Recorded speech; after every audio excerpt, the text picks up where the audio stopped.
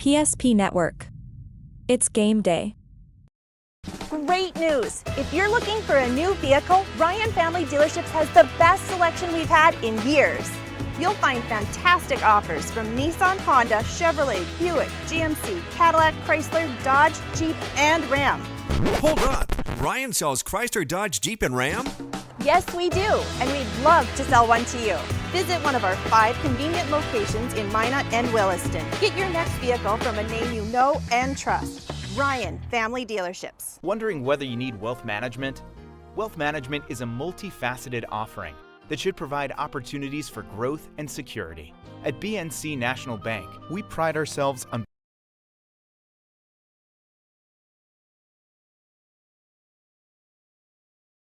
There is no place like the country club.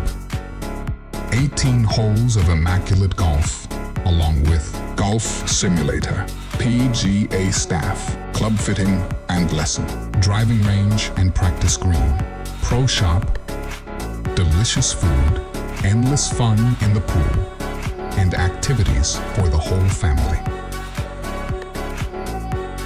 Learn more and become a member today.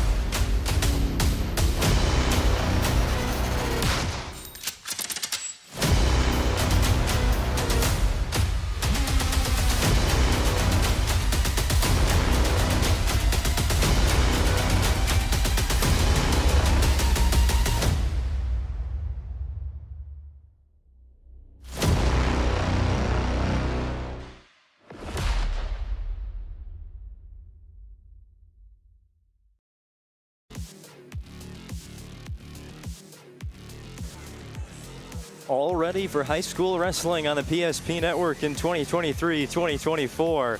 And they're ready inside the Magic City Campus Gymnasium for the first home duel of the season between the Minot High Majets and the Century Patriots.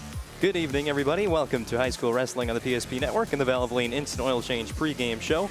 I'm Owen Patterson on the call, going solo here for the girls' duel. I'll be joined by my color commentator later on tonight. Thank you for tuning in once again to the Valvoline Instant Oil Change pregame show. With timely services that won't slow you down and no appointment needed, it's stay in your car, drive through oil change. It'll take about 15 minutes. Valvoline Instant Oil Change with locations in Minot and Bismarck. Find them online at VIOC.com. Well, judging by the records you see on your screen, this is still early on in the season. Century has had one duel in WDA play so far this season. They came up on the losing end against Mandan, 12-53. The one issue for the Patriots not being able to fill out all the weight classes, which we will see again tonight, as they will have 5 open spots out of the 13 classes in this duel. Minot has yet to face another team in a duel. They've gone to one tournament, and that was strictly individual. The Bismarck Public School Invitational held at Legacy a week ago. They had quite some success with a individual champion at 124 pounds, Madison Racine, who swept the competition going 8-0 in that event. Also a second place finish from Kiera Aguilar at 155, going 6-1 overall, and three third place finishes with Hallie Nash at 124 pounds, Peyton Russell at 130, and Denisha Moore at 190. We'll see all of them later tonight as we get into this match, the first in WDA play for the Majets, and an opportunity to rewrite what happened early on 2 weeks ago for Century and their loss to Mandan. Stick around with us. We've got more of this Valvoline Instant Oil Change pregame show, including breaking down the matchups and this national anthem ahead of this WDA girls wrestling duel on the PSP Network. How would you like to turn this into this? With Shaw's Crossroads Fuel to Food reward program, you can. Here's how it works. Pick up a fuel tracker card from any of our C-store cashiers. Every time you fill up with gasoline or diesel, use the fuel tracker card to record your gallons. Once you reach 1,000 gallons, you'll be eligible for a $10 gift card to Shaw's Crossroads restaurant. Start earning your rewards today at Shaw's Crossroads.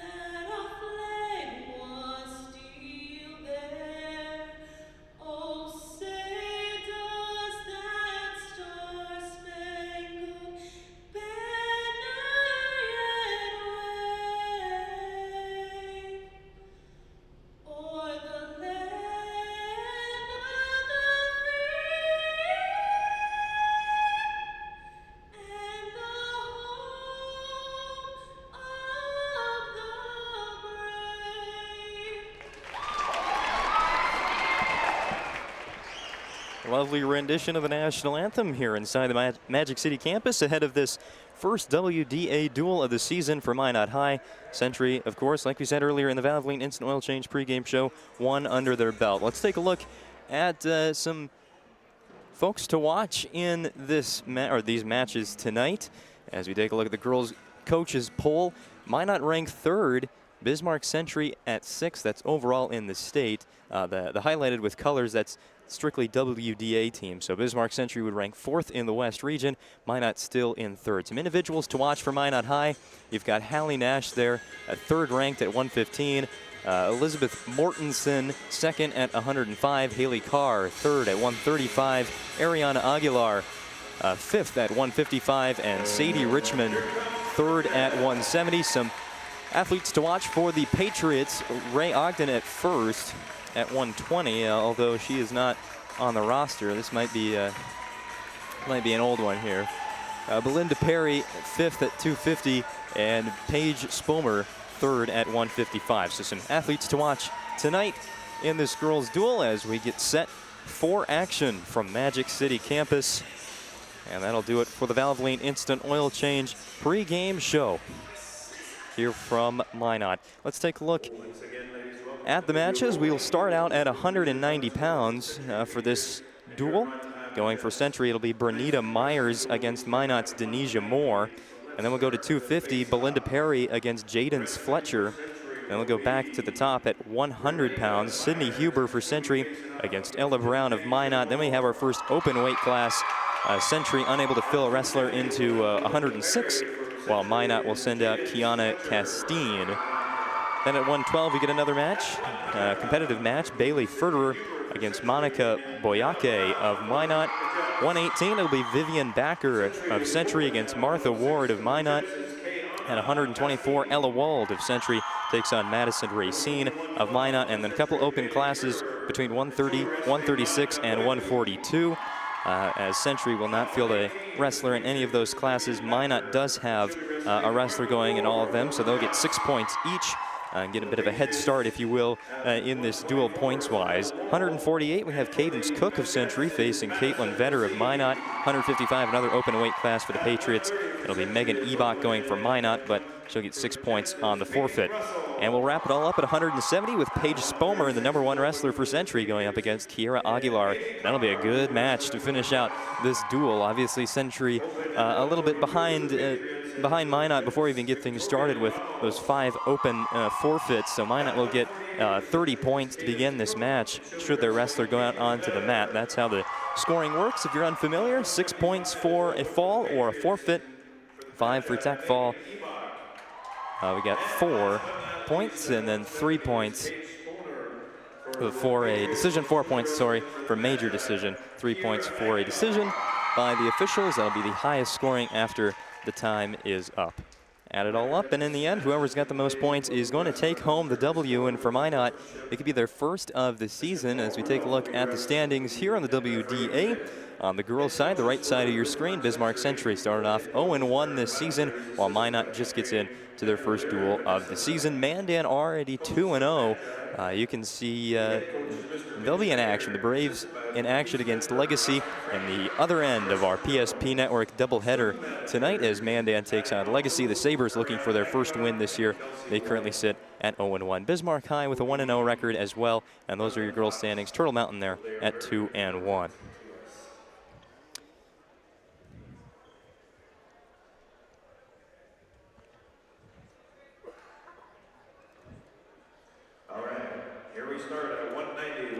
We're going to get underway here. Almost ready to go. 190 pounds. Brenita Myers against Denisha Moore. Brenita Myers on the season for Century. 5-4 record for the freshman. And she's going to go up against Denisha Moore, 5-2 this year, the sophomore from Minot High. And it looks like that'll be an open spot for Century as that is my fault. The girls' exhibition first. We have one exhibition match for Century. Okay. Gwen Kostelecki, and for Minot will be Lily Nygaard. Maybe you heard that over the public address announcer down there, Mitch Lundy. But a little bit off schedule here as we'll have one exhibition match or JV match before us. I did hear that was Gwen Kostelecki for Bismarck Century. Sorry I didn't hear who that was for Minot High, but anyway, we will take in an exhibition match before we get things officially started in this duel. This one won't count toward the points. Century in the blue, Minot High in the dark red, the maroon. Already 2 points for the Majettes. Again, sorry I didn't get the name of this wrestler.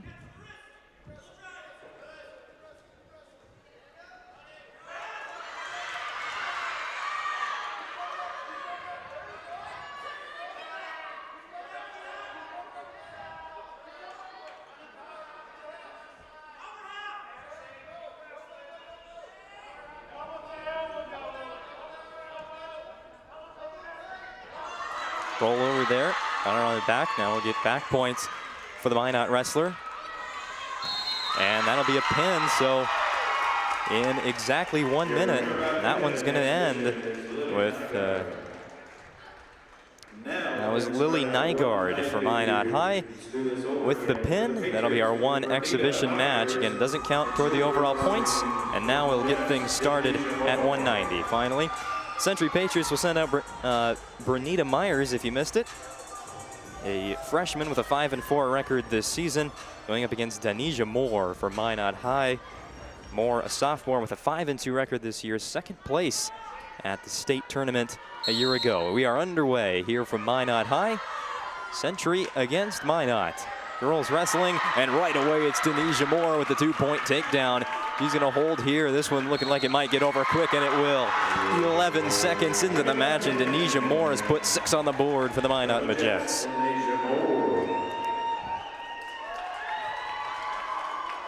So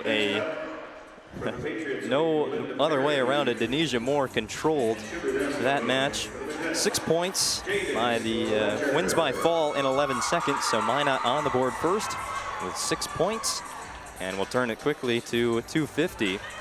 It'll be Belinda Perry for Bismarck Century against Jadance Fletcher for Minot High. Jadance Fletcher, freshman. This will be her first match at the varsity level this season. Placed 5th at the state tournament a year ago. And for Bismarck Century, Belinda Perry, a senior, 7-1 this year. And she had quite some success at the Bismarck Public Schools Invitational held at Legacy. 6-1 record and a 3rd place overall finish. Swept the prelims, going 5-0, but dropped her semifinal match. Was able to come back and win 3rd place.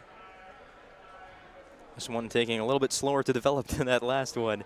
And I think that 190 match is probably going to be a one-off easy win there for Denisha Moore. But here at 250, Fletcher in the red for Minot, Perry in the blue for Bismarck Century.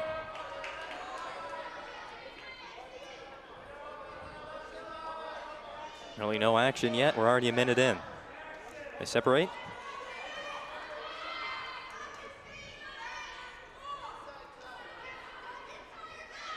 Now coming to near side by the scores table and our broadcast position. Again separating. 50 seconds remaining in the first period. No points assessed to either side so far.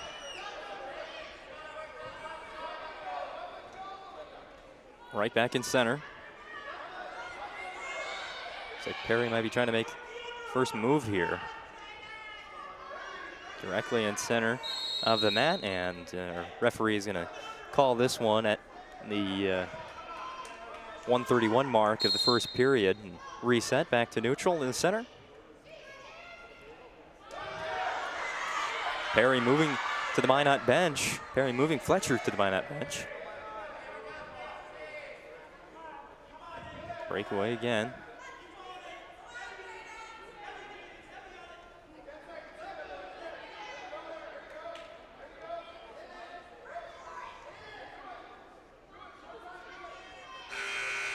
And that'll do it for the first period. Nothing accomplished, nothing gained for either side, and they're content with going into the second period scoreless. Fletcher picks to start the second period in neutral. And away we go again. Definitely some aggression to begin for Jaden Fletcher. She wants to get a head start in this match here in period number 2. Getting to the boundary there. Fletcher works her way back into the circle. Now towards center.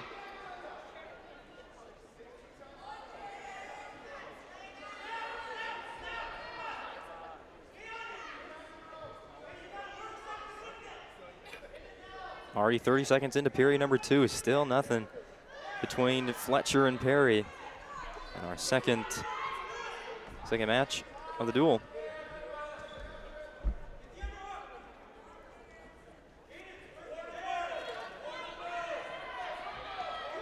Now going to the boundary by the Minot High bench. Fletcher being pushed out by Perry, and they've run out of room. Going to reset at 1:07.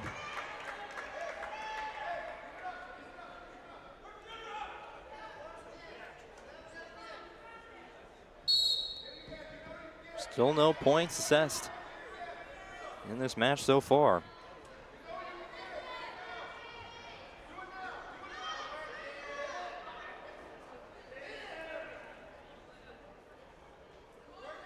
Moving back to center.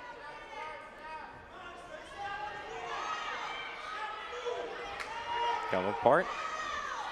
And back at it. Perry looking here to make a move once again. 30 seconds remaining in period number 2.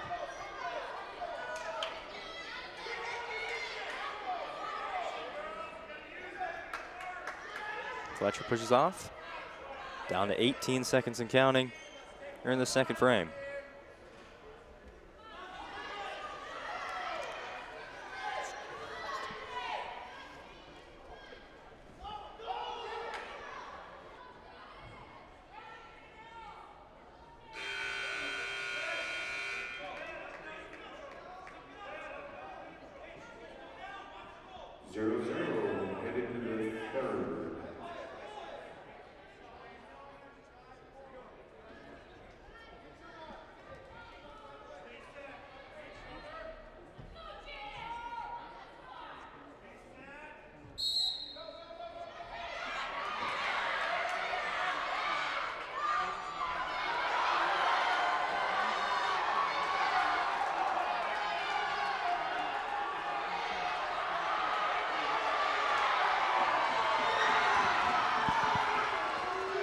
While I was away, we had our first action of this match, and then a win for Belinda Perry of Bismarck Century. Sorry, hasn't won just yet. Yes, it was called official. So Belinda Perry will tie things up at 6. As we head into the third match, this will be at 100. Sydney Huber of Bismarck Century against Ella Brown of Minot High.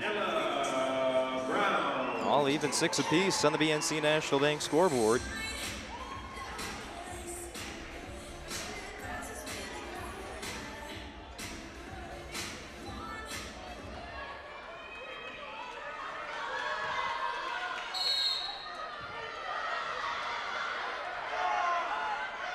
Now a quick start to this one. 2 points for Century and Sydney Huber.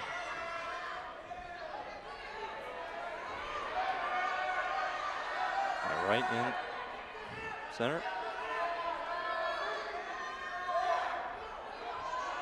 And we'll start the count. Nice job by Brown. She did reversal there.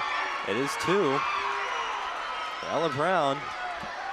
And now another reversal. 2 back for Huber and the Patriots. Huber in the lead, 4-2 now.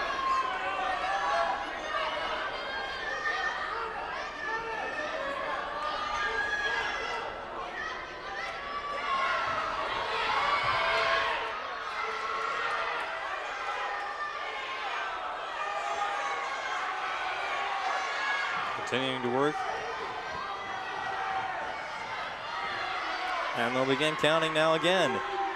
Can Brown get out for a second time? The answer is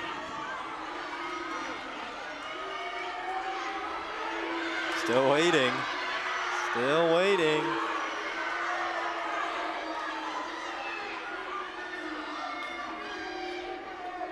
Huber working. And there it is. Sydney Huber will get the pin at the 145 mark. Sorry, 135 mark in the first period. So just like that, back-to-back pins for the Patriots, and they have a 12-6 lead. And for Minot High is Kayana Castine.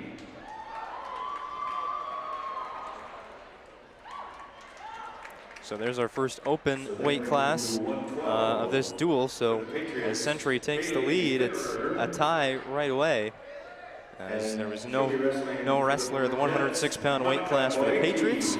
Kiana Castine fought against nobody, so a forfeit in favor of the Majettes.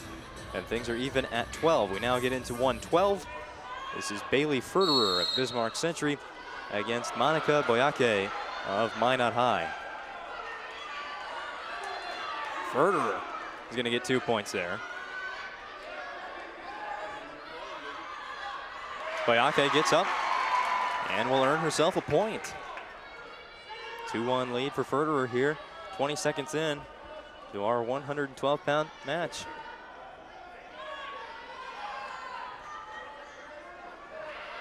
Boyake now on the offensive and gets 2 points to take the lead. Now Ferderer trying to work out of it, but it's Boyake again. Keeps her on the mat, working towards the out-of-bounds line is Bailey Ferderer. Ferderer, sophomore, 4-5 on the season against Boyake. Also a sophomore, 5-3 record in the early going of 2023.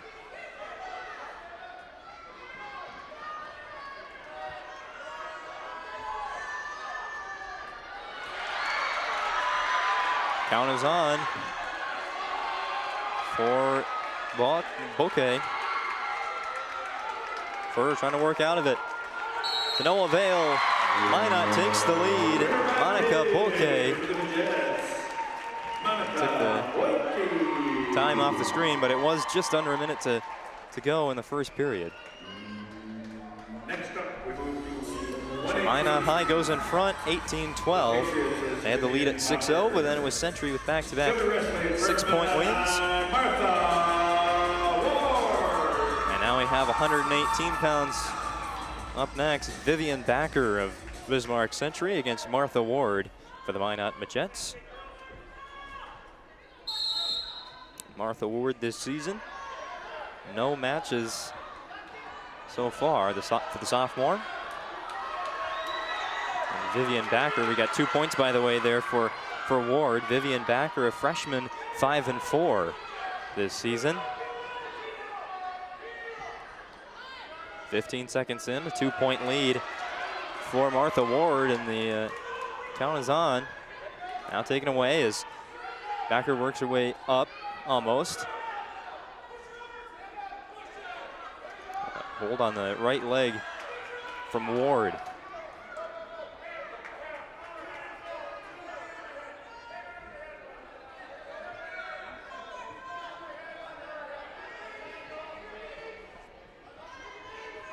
Vivian Backer at the tournament in Legacy last week went 4-4 in the 7th place finish. 3-3 in the prelims, lost the consolation semifinal, and won her 7th place match by decision. Halfway through period number 1. 4 points on the board for Martha Ward, as the Jets look to extend their lead.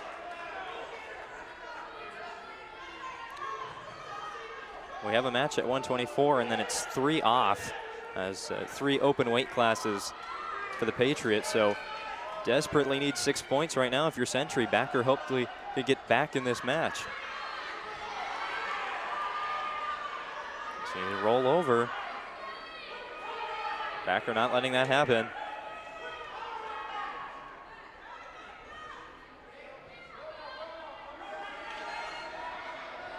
Ward going to switch up the approach with 15 seconds to go in the first period.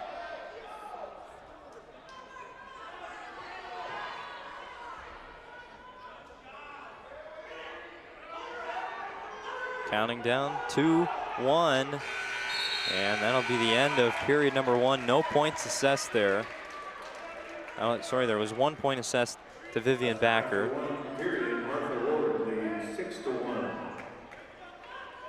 And another 2 for Ward. 6-1 is our score as we enter the second period.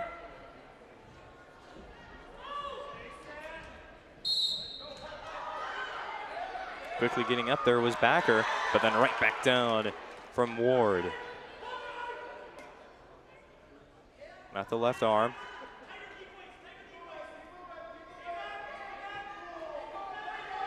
Backer working her way up. Ward not letting her do anything. Backer tries again. Again, unsuccessful. Just trying to get to that boundary, it looks like. Now working back to center. Does get the escape. And an additional point for Vivian Backer.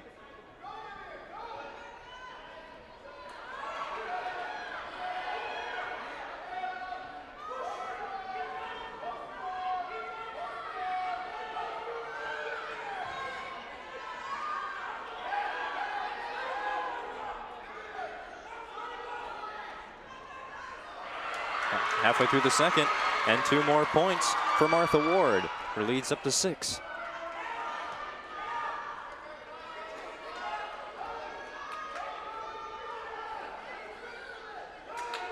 And another escape for Backer. 1 point at a time, still trails by 5. Late second period. There she gets the takedown. That might be a big shift in this match. Still within striking distance is Vivian Backer for Bismarck Century.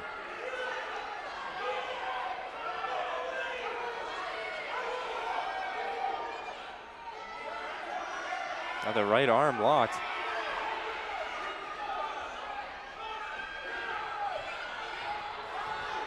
Ten seconds remain.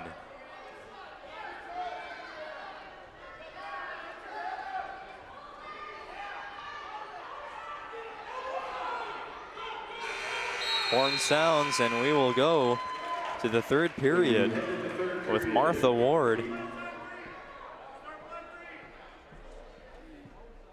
With Martha Ward leading 8-5. Called for blood, it looks like, for Ward. Get that taken care of. Hopefully we'll resume quite the entertaining match here. Probably our first, the best one so far, I'd have to say. Good time to remind you that high school wrestling on the PSP Network is brought to you by Roger Ward Moving and Storage, proudly helping the region with their moving and storage needs since 1942. Find them online at rogerwardmovingandstorage.com to schedule a move or to find a quote. Roger Ward Moving and Storage. Another sponsor, Prestwich Orthodontics, specializing in braces and Invisalign for all ages. They offer 0% financing and free consultations, virtual or in office. Enjoy professional treatment in a fun, relaxed atmosphere. Check them out at minotbraces.com. Ward is ready to go for the third period of wrestling at 118 pounds. Again, this is a huge opportunity for Century to draw even in the match. Trailing 18-12 because they've got Backer going here at 118, Wald at 124 coming up next, but then 3 open weight classes. So that'll be 18 points that'll get assessed to the Majets in a row. So Century going to need all points possible here at 118, 124, and then later on when they have wrestlers at 148 and 170. Backer works her way out of it again. Adds an additional point for an escape. Trails by 2, drawing closer and closer, and now evens things up with a 2-point takedown. Tied up, 8-8. This was once 8-1. Backer with the comeback, trying to close it out. I'll whistle that one. There's a technical point assessed to Minot's wrestler, Martha Ward. So she'll take the lead back at 9-8, but it's been Vivian Backer that's controlled the later portion of this match and goes right back to business.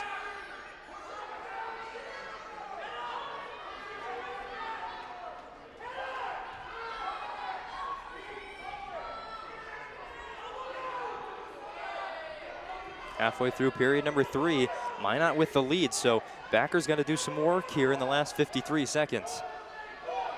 There she gets the flip, count is on. I think she should have gotten some points there anyway, but can end this with a pin and add in 6 points that the Patriots desperately need at this point, and she gets it. Vivian Backer way to work back into that match. Trailed 8-1 in the second period and ends up earning 6 points for her Century Patriots. For the Patriots is Emma Wall. So once again, we are tied 18-18 as we head into the 124-pound weight class, where we see Ella Wald for Bismarck Century up against Madison Racine of Minot High. That should be a fun one as well. Ella Wald doesn't have a match yet this year, the sophomore. And Racine for Minot High. She had a spectacular Bismarck tournament at Legacy last week. 8-0, took home first place at 124 pounds. But there is Ella Wald getting things started with 2 points.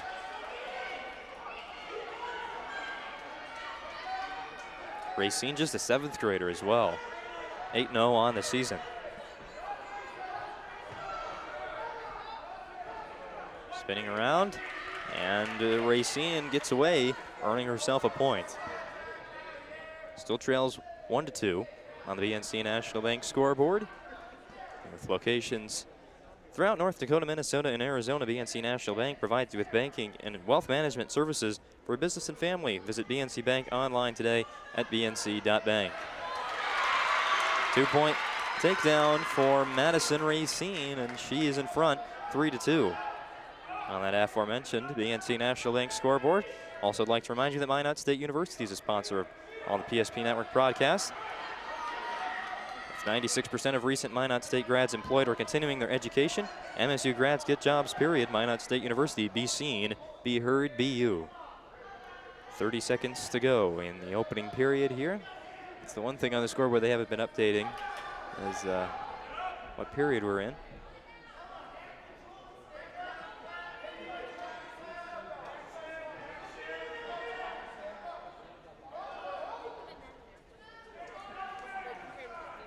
Ten seconds to go. Try and send this one to the second is Ella Wald. And time has run out in period number 1. They will reset. After 1, Racine leads 3-2.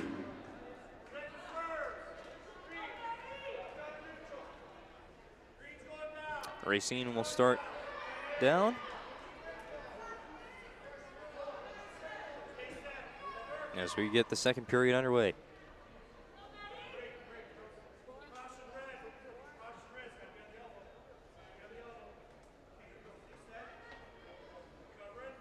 And reset once again.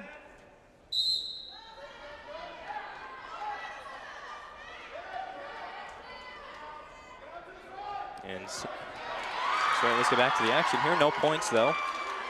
Now 2 for Minot High. In the Bismarck Centuries duel earlier this season against Mandan, they had no wrestler at 124 pounds. Eventually lost that one 12-53 to the Mandan Braves. At 6 open weight classes there.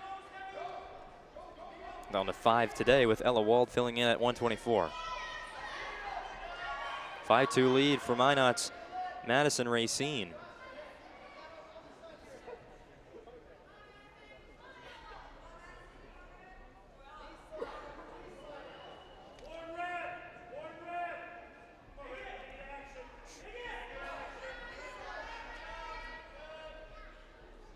Halfway through the second period. Our referee looking for some activity here, stalling.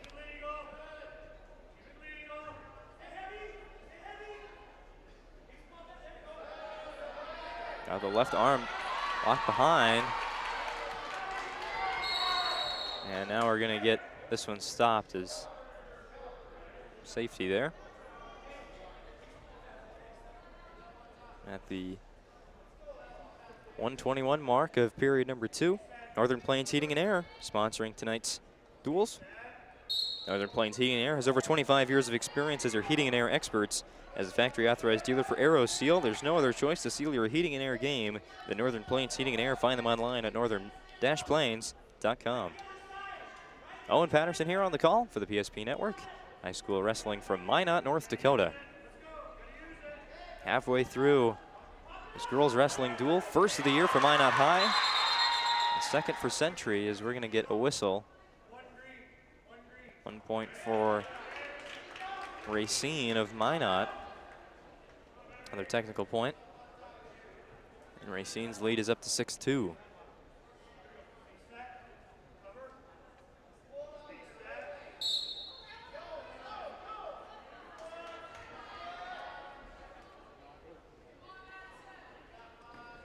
Down to 5 seconds. Racine's lead has grown here in set 2. Leads 6-2 going into the third.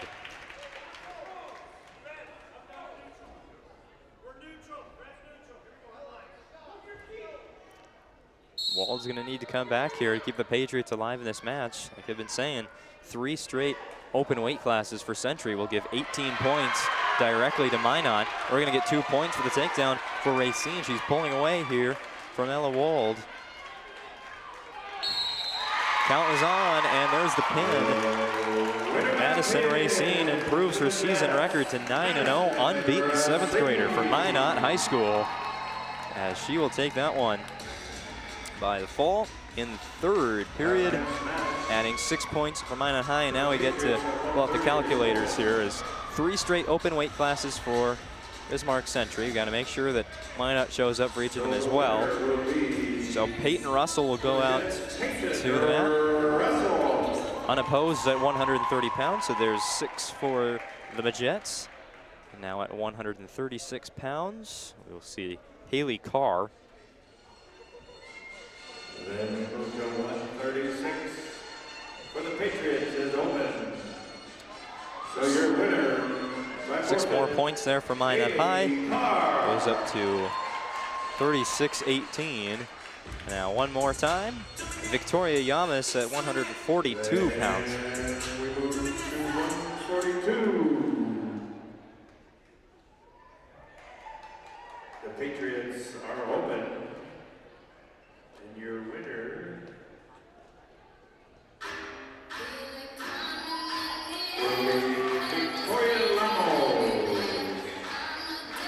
So at the end of all that, Minot High has the lead 42-18 over Bismarck Century, and mathematically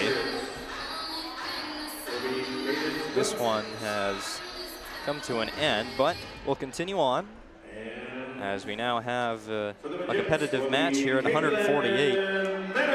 Cadence Cook for Bismarck Century against Caitlin Vetter of Minot High.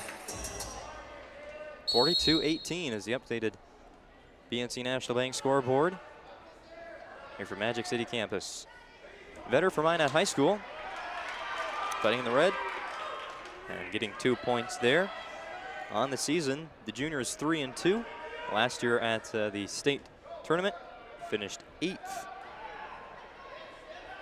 And the wrestler for Bismarck Century is Cadence Cook, who does not have a match yet this season. She is a senior. 30 seconds in, 2-point lead for Caitlin Vetter.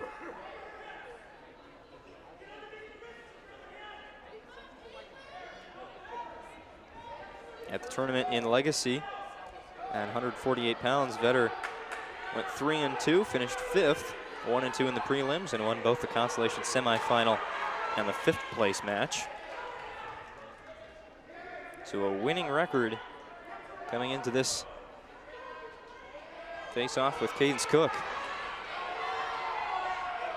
Getting close to the boundary there.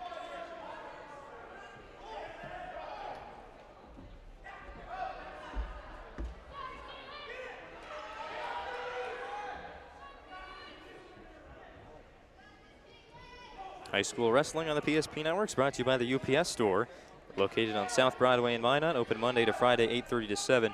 And Saturdays from 8:30 to 3, the UPS store located in the Marketplace Foods Plaza for all your packing and shipping needs.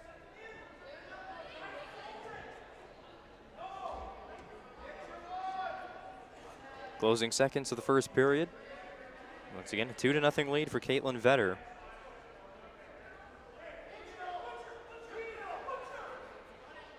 I'm going to roll over Cook.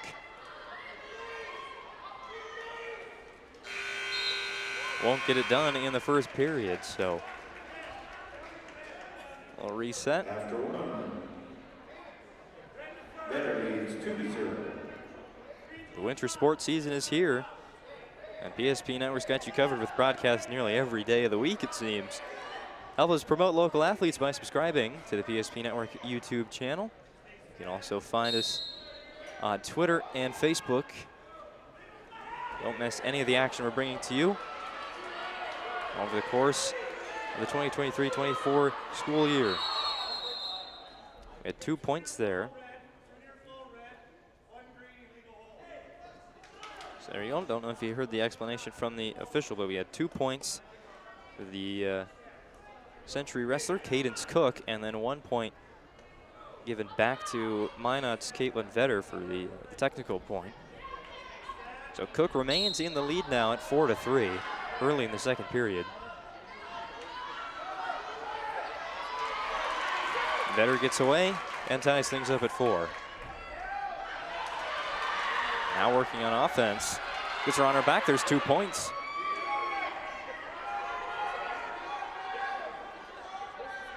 Vetter leading 6-4 now.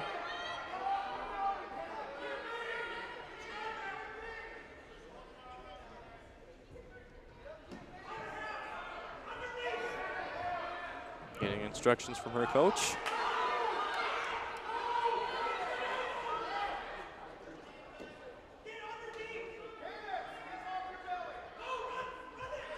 Looking for some activity from Cadence Cook. As Vetter continues to dominate this portion of the match. Looking to get flip here, but the count is on. As a shoulder touching the mat from Cadence Cook. What more needs to happen here? There it is. Caitlin Vetter picks up 6 points at the, let's see here, 3:19 mark in this match. For the Matildas, Caitlin 6 points for Minot High. They extend their lead now to 48-18. We've got one more open weight class at 155. Century unable to fill in a wrestler there. Minot's was Megan Ebach, will go unopposed. So 6 points on the forfeit, and Minot's lead is up to 54-18 with one match to go. At 170 pounds. Will be 170, featured for the Patriots, Paige Spomer, and she'll be We've got Paige Spomer fighting for Bismarck Century, the junior, 7-1 this season.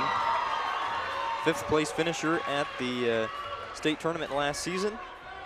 Great start to her 2023 campaign with a 7-0 record at the Bismarck Invitational, held at Legacy last week. She defeated Lily Nygaard in the preliminary rounds from Minot. Her opponent this time around, though, is Kiera Aguilar from Minot High. Going off the mat, and Aguilar does get 2 points.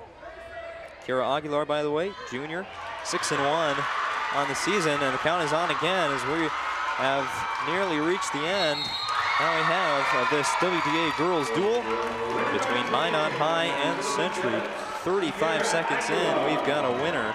It's Kiera Aguilar who brings the final tally in this one to Minot High 54, Bismarck Century 18, dominated by the Jets in the contested matches, as well as getting a couple points, 30 of them, by the way, from the open weight classes. But still, you take those out, and our final score would have been 24-18. So the Jets will take this one. They improve their record on the season to 1-0, while Century falls to 0-2. We'll step aside for a quick break on the PSP Network.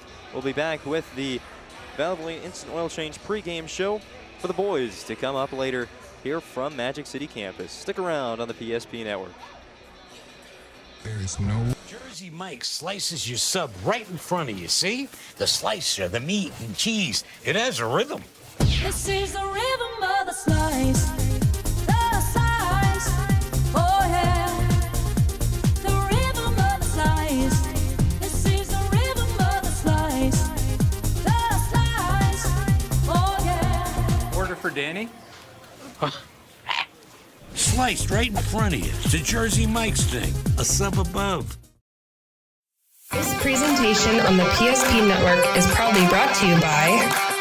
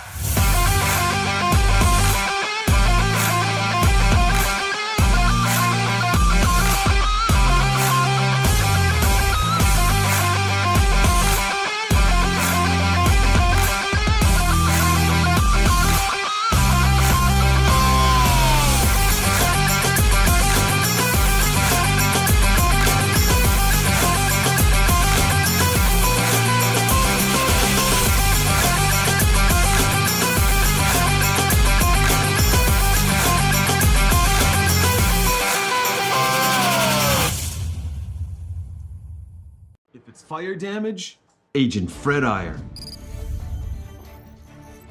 From burnt to unburnt, he does that.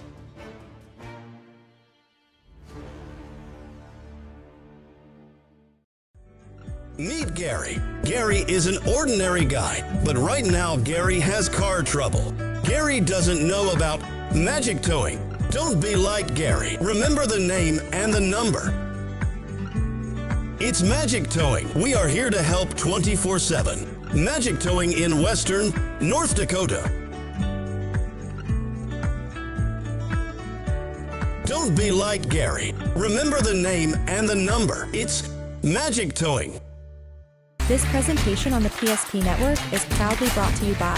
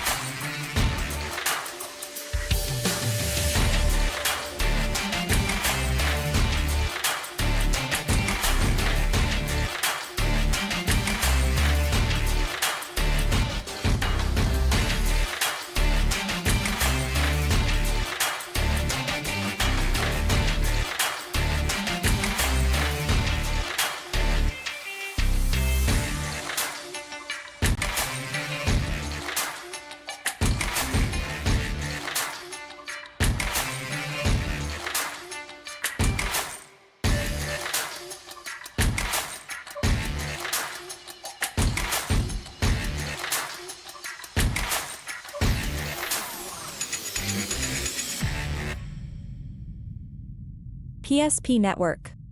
It's game day. Great news! If you're looking for a new vehicle, Ryan Family Dealerships has the best selection we've had in years.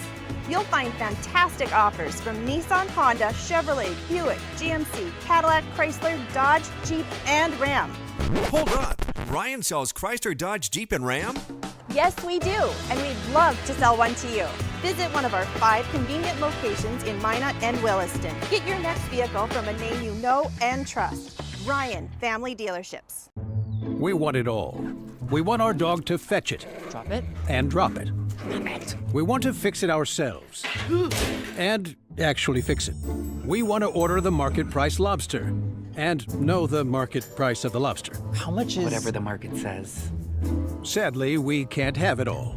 Except at Sport Clips, where we check in with the pros in men's hair and totally check out with pure, uninterrupted relaxation. Sport Clips. It's a game changer. And finally, Agent Smith. He's in charge of restoring your property to its original state.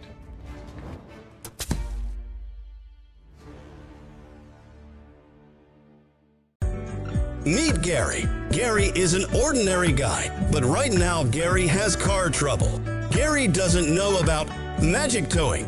Don't be like Gary. Remember the name and the number. It's Magic Towing. We are here to help 24/7. Magic Towing in Western North Dakota.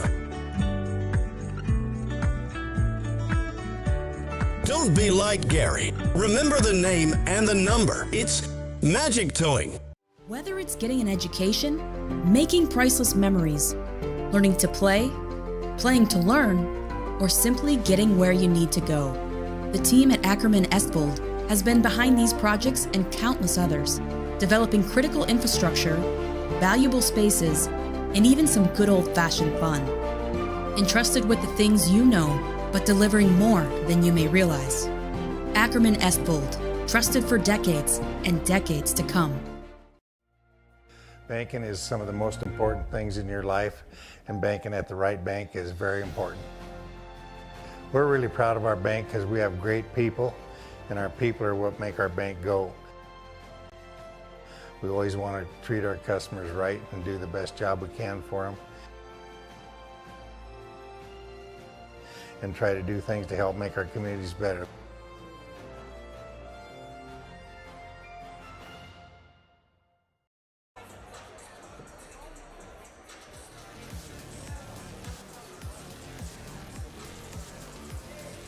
Welcome into the Planning Team Financial Advisors and Shots Crossroads post-game show following a WDA girls duel taken by the Minot Jets by a final score of 54-18. Planning Team Financial Advisors, whether you're looking for a full-service financial plan or planning for farm or business succession, Planning Team Financial Advisors is here to help you work toward achieving your financial goals.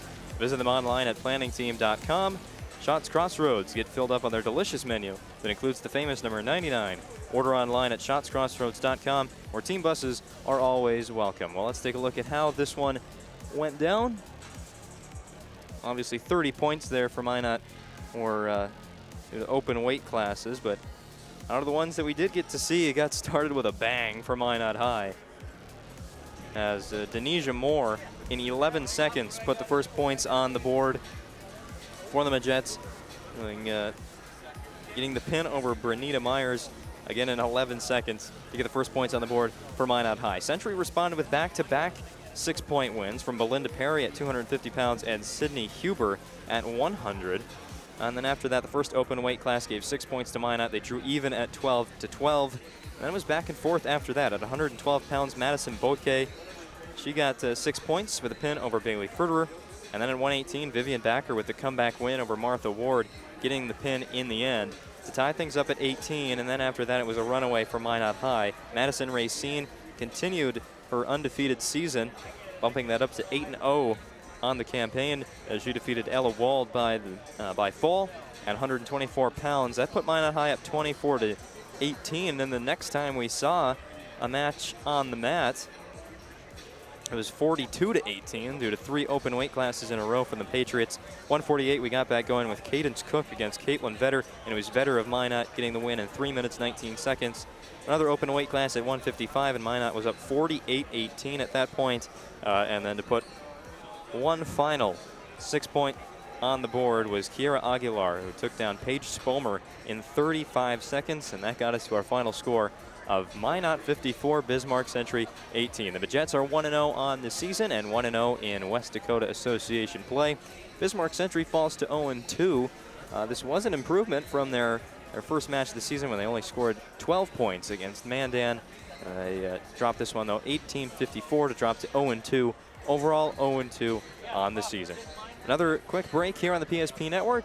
We've got about 15 minutes before this boys' duel gets underway, so we'll take a break here on the PSP Network. We'll come back, introduce you to our color commentator tonight for the first time, and preview this boys' matchup between Minot and Bismarck Century. You're watching high school wrestling on the PSP Network.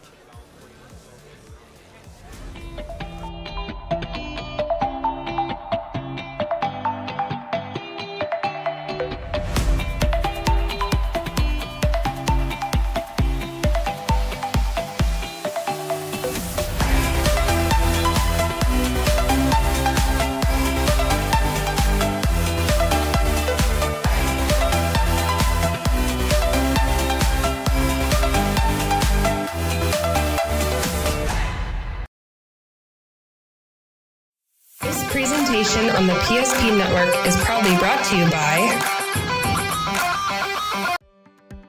Many of our clients come to us already accomplished in their lives and on the right track.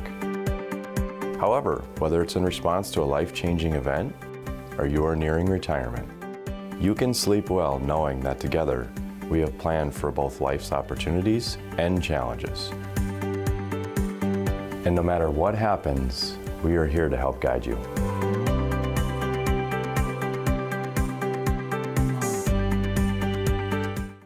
Finding the right bank can be transformative for your small business.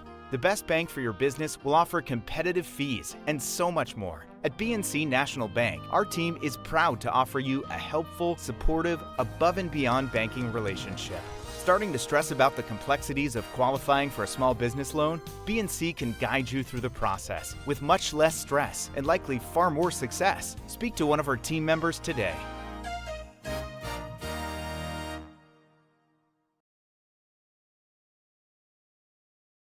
Nobody thinks about personal injury until it happens. But when injury strikes, so will your bills and the turmoil and everything you'll miss out on. It's a mess and you need someone to help it all make sense.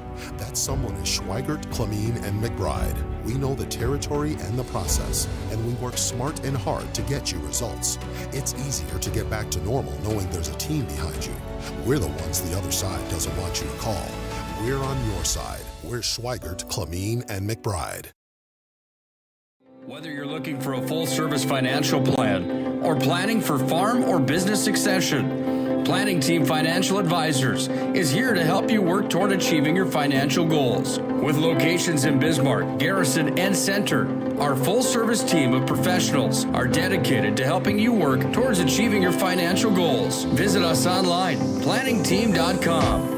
Securities offered through LPL Financial, member of Finland Civic. Investment advisory services offered through New Edge Advisors, LLC, a registered investment advisor. New Edge Advisors, LLC, and Planning Team Financial Advisors are separate entities from LPL Financial.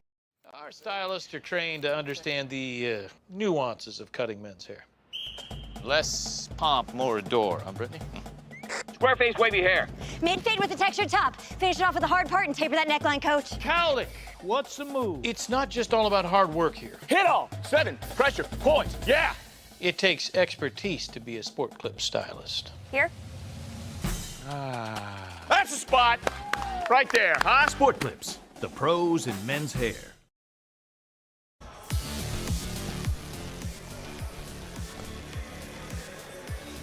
Welcome back to the Magic City campus, where we have the second end of a high school wrestling doubleheader between the Bismarck Century Patriots and the Minot Magicians. We turn over our attention to the boys' duel tonight after Minot High picked up a 54-18 win over Bismarck Century in the girls' side. I'm Owen Patterson here for the PSP Network, joined for this duel by Paul Pittner. Today, good to see you. How are you? Happy to be here. Happy to do anything I can to shine a light on the sport of wrestling. Absolutely. All right, it's early in the season. These teams have only gotten a few matches underway. I mean, guys they've only had 8 matches, really, 9 matches so far this season. So what's the key early on in the season? What are the coaches looking for early on this season? You know, when you get into there, coming from the off season, you know, sport of wrestling is unlike any other sport. You just really can't train for it. You can't get your body ready for it unless you're actually in the room wrestling, which coaches across the state try to do a good job of having open mats, keeping kids in off-season programs, USA Wrestling, outside of the high school season. But once you get in here, you're just looking for guys to stay healthy, guys to kind of get acclimated, kind of knock the rust off. You know, I know Minot was in Sydney, Montana here last week. A great tournament, a lot of good competition. You see western side of North Dakota. You see some really good teams from, you know, South Dakota, Montana. So a really good tournament. You're just looking for good competition. And obviously this is a Western WDA duel, so this is important for seeding and qualification for both of these teams. So again, just looking for guys to stay healthy, guys to have solid improvement, really hammer down the basics at this point in the season. Speaking of that Sydney, Montana tournament, individually the Minot Magicians had a couple of placers. DJ Jones at 160 pounds went 3-1, finishing second place on the podium. 2 third-place finishers as well at 170, Noah Bledsoe, and 205, Lincoln Brooks. 7th place finish from Jack Combs at 103 pounds. He'll be the first one on the mat for the Magicians tonight. And then an 8th place finish from Joe Breistedt at 285 and David Yamas at 113. As a team, Minot High went 2-2 in the duels tournament there, coming to an 8th place finish out of 16 teams. That 9th place game they dropped to Laurel, Montana, 19-49. Overall, pretty productive tournament for them. I mean, went exactly how it should have gone against good competition. What are some takeaways from there, just looking at those results? No, absolutely. You're absolutely right. And that's why you go to those tournaments. City, Montana is a tournament that Minot's been going to for a long time. And it was always, City, Montana in and of themselves are a tough team. And they've always been one of those programs you really look to as a role model for the wrestling program. They train the right way, they prioritize the right way, you know, and they really teach the basics. You know, you hear the cliche, wrestling is, you know, 80% mental, 20% physical, and that is the truth. And that's another part of the season is you want kids to start to get confidence. You want them to go out there and wrestle hard, even if they're well overmatched. You know, they could be going up against a returning state champ. You want them to go out there and fight. Either side of the coin, you want them just to go out there and fight and get that confidence and feel like they belong. Whether they're a freshman or a senior, this time of the year is about trying things and getting ready, and you want to peak at the right time when we come into, you know, late January, early February for the state tournament. So again, really good competition out there. Those kids, there'll be kids that they'll never see again in their wrestling career out in Montana, but it's a great experience. Century this season, they've gone to one tournament so far. That was the Mandan Lions tournament. Individual champions there, Grady Iverson at 114 pounds. We'll see him tonight. He went 7-0, a perfect 7-0 in that tournament. Also, Ole Taylor, the big name to watch for Bismarck Century, defending state champion. He took first at the Mandan Lions. Also, top 3 finish from Elijah Piotz at 121. And Braden Morris at 160. Century has also gotten one duel under their belt so far. That came against Mandan a while ago. They won that one 52-20 as we take a look at the standings inside of the Western Dakota Association. Bismarck High, Bismarck Century, undefeated records so far. Again, it is very early in the season. And then a couple teams right around 500. Williston and Minot, though, no duels inside the region so far. So that's just overall 2-2. Also Dickinson, they were out in Montana as well. Legacy and Mandan at 1-1. Turtle Mountain and Watford City in the bottom 2 spots at the moment at 0-1. Flipping it over to our rankings inside of Class A, the coaches poll. Minot comes in unranked overall and in the West region. Bismarck Century 3rd in the West, 4th overall in the state of North Dakota. Some individuals to watch, like we said. Ole Taylor there, top-ranked wrestler at 215 pounds from Bismarck Century. Patriots also have a couple of top 3 wrestlers in the state. Piotz at 121, Ethan Kuntz at 139, and Seamus Kuklik at 127. Minot High is going to be led by DJ Jones at 160, currently ranked 5th in the state, and David Yamas at 114, ranked 4th. One more quick break here as we take an intermission in our Valvoline Instant Oil Change pregame show, and we'll be back with the lineups, who's facing who in this WDA duel from Minot, North Dakota. Stick around on the PSP Network. Finding the right bank can be transformative for your small business. The best bank for your business will offer competitive fees and so much more. At BNC National Bank, our team is proud to offer you a helpful, supportive, above and beyond banking relationship. Starting to stress about the complexities of qualifying for a small business loan? BNC can guide you through the process with much less stress and likely far more success. Speak to one of our team members today. Our stylists are trained to understand the nuances of cutting men's hair. Less pomp, more adore, huh, Brittany? Square face wavy hair.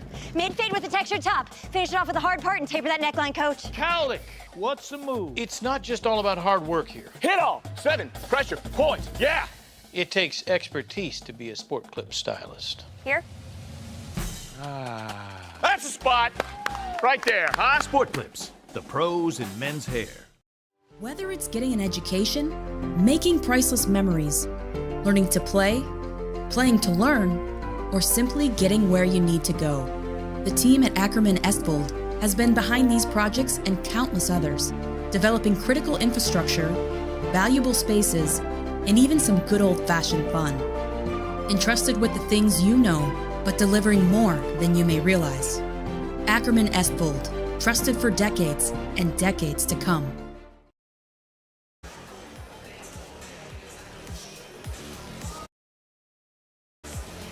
Back to the Magic City as we get set for action.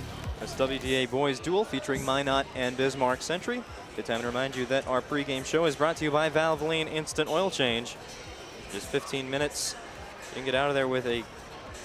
They don't waste your time. Their technicians can typically perform a full oil change in 15 minutes with timely services that won't slow you down. It's Valvoline Instant Oil Change with locations throughout Minot and Bismarck. Find them online at VIOC.com. Well, let's take a look at some of the matchups that we know of tonight. A couple that we'll just have to wait and see when they announce the starting lineups here inside the building. We'll begin at 107 pounds with Century's Tristan Martin up against Minot's Jack Combs. We said Combs had quite the tournament out in Montana as he went, Sorry. Yeah, Jack Combs, he'll start out against Tristan Martin. Combs was great in the duels for Minot High, going 2-2, just like the Magicians went overall. 114 pounds for Bismarck Century. It'll be Grady Iverson. He had a great tournament in Mandan. He'll face David Yamas, the state-ranked wrestler from Minot High. At 121, Elijah Piatz for Bismarck Century faces Juan Goodvin of Minot High. And then at 127, Seamus Kuklik against Ty Burton. At 133, we don't know the wrestler for the Patriots just yet, but we know for Minot High it will be Caden Fillion. At 139 pounds, the Patriots will have Ethan Kuntz out there. He is a state-ranked wrestler in the coaches poll. He'll face Brock Thompson, the freshman for Minot. 145 pounds, Adam Wild will go for Bismarck Century against Dalton Dakota of Minot High. 152 pounds, again, we don't know for the Patriots there. He'll face Caden Kraft for Minot. 160 pounds, one to watch, Braden Morris for Bismarck Century, who finished 4th at the state tournament last year, currently ranked 4th. He'll take on DJ Jones, who was 5th at the state tournament a year ago, currently ranked 5th in the coaches poll, so that's one to keep your eyes on at 160 pounds. 172, Minot will send out Noah Bledsoe against a Patriots wrestler to be named later. 189 pounds, it'll be Grant Carlson for Bismarck Century against Minot's Tucker Nelson. At 215, the reigning state champion Ole Taylor for Bismarck Century will face Lincoln Brooks of Minot High, and at 285, Century will wait to see who they send out there, but Minot will have Joe Brightset fighting at 285 pounds, a 2-5 record on the season. Those are the matchups for this WDA duel between Bismarck Century and Minot. Any of those stick out off the paper for you? No, I think you covered them all. I mean, we got some good matchups. One with some state placers from last year, some guys that are ranked in the state this year, and these are you know, make no mistake, these guys know that are wrestling what the other guy's ranked. If he's ranked 5th and he's ranked and the other guy's ranked 4th, they've got this match circled on their calendar because it's an opportunity to make a statement not only to the state, to these polls, but to the other wrestler that, hey, I'm here and I'm here to prove something and I belong. So again, these wrestlers are jacked up, and you can't ask for a better environment. You know, obviously, I'm a little biased because I was a wrestler myself. But you get under the spotlight at a home duel in front of the home crowd, man, it's electric. But it's also electric if you're coming into this place, you're coming into a hostile environment, you want to make a statement, and it gets the blood flowing. I mean, this is what these guys do this for, to be, whether you're JV, an 8th grader or 7th grader, or you're at the Rattlers program, you know, for the college, over at the college where they have the youth program. You know, this is what you come to these matches. This is why you keep wrestling, because you want to be out there under the spotlight for these things. And it's fun for the crowd to get into. It's fun for the parents to be a part of. I don't know if my mom, whenever she came to a home duel, ever even watched any of my matches. She usually had her face covered until the end, and someone's hand got raised. But again, this is going to be a fun duel. A lot of youth out there for both these teams. A lot of good experience. Just it could be that, you know, you don't have a whole lot of kids in the room at that weight class, so you might even be wrestling up a weight to help your team. And again, great experience. It's a learning experience for both of these teams. Well, it is quite the crowd in attendance here at the Magic City campus court, and this could be quite the important match when it comes to WDA standings, as last year Minot High finished 4th in the league in the team area. Century 3rd, and as we know, the top 4 in each region, those are the ones that get to go to the state duels tournament. So with these two teams last year being in the top 4, right around that bubble, this could be a very important match early on in the season. Oh, absolutely, absolutely. You know, I'll reminisce a little bit here, and I don't want to go down memory lane too many times, but even my senior year, we lost an early duel to Mandan that we really shouldn't have lost. We had a couple of kids out sick or with injuries, and or didn't have enough practices. We ended up losing that duel because we couldn't field a full lineup, and we ended up missing out on the state duel tournament because of that. So, you know, this means something to the wrestlers. It means something to the coaches, because you also have some of these wrestlers that might not make it to the state tournament as an individual, but they're going to have that experience. They might be an 8th grader, a freshman, that, hey, I'm not going to qualify for state as an individual for Century or for Minot, but hey, I can go there as a team, and boy, that's a great experience for all of those kids. We have a good matchup on our hands tonight on the PSP Network. Thank you for tuning in. We'll take one more quick break, and we'll have the start of this WDA duel up next. This has been the Valvoline Instant Oil Change pregame show. Stick around. We'll be back at 60. Every 10 minutes, 3 people in the United States will die from a preventable incident. More people are dying on our roadways and in their homes than ever before, but that's where the North Dakota Safety Council can help. Safety is our mission, from the workplace to any place. We're a private nonprofit that offers more than 150 training courses that are dynamic, hands-on, and effective. From CPR and first aid to driver safety and even workplace violence preparedness, we want to make sure your loved ones come home safe each night. Go to ndsc.org to see how together we can make a difference. From the 26-yard line, nearing the Serve Pro red zone are the Demons already. Handoff, Hankey dances in the hole. Now he speeds and bursts outside, accelerates to the 20, 15, 10, 2 touches, 2 touchdowns. Carter Hankey, this time they go left, and he just does what he does so well is he read the block. It wasn't off tackle, it wasn't off the guard on the inside, and he took his time, then he bounced to the outside, got a great little kick out block, a touch block, and deep downfield for the Demons, helping them out. Minot Magicians.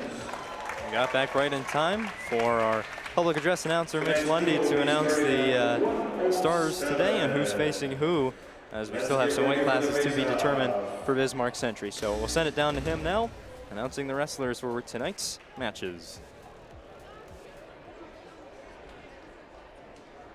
In just a second. So we'll keep it up here in the booth for just a moment. If you missed it earlier, Minot Majets picked up their first win of the season, 54-18, and now it's time to send it down to Mr. Lundy.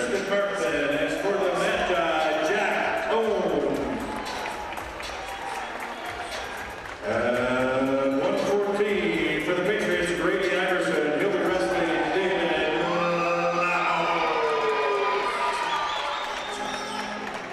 And 121 for the Patriots, we have Elijah Pias. He'll be wrestling Juan Goodman. 127 for the Pats, Stevens Polka. He'll be wrestling Ty Burden for the Magi. The Century at 133 will be Dane Nelson. He'll be wrestling Caden Villia. 139 for the Patriots, Ethan Goose. He'll be wrestling for the Magi, Brock Thompson. At 145, we've got Aiden Wild for the Patriots, and for the Magi, Dalton Picosa. At 152, for the Patriots, Hunter Helgerson, and for the Magi, Mr. Caden Kraft. At 160, for the Patriots, Braden Morris, and for the Magi, he goes by DJ Jones. Getting into bigger boys. At 172, we got Tyler Myers for the Patriots. He'll be wrestling for the Magi, Noah Bledsoe. 189 for the Magi, for the Patriots, Grant Carlson, and for the Magi, Tucker Nelson.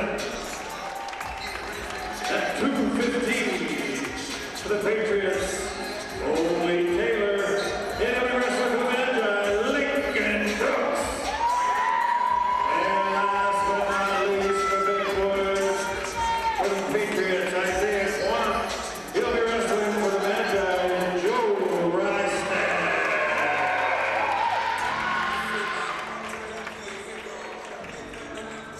Tonight's matches will be played. All right, so to fill you in on those matches and the updates, 133 pounds, Century will send out Dane Nelson. At 152, it'll be Hunter Helgeson.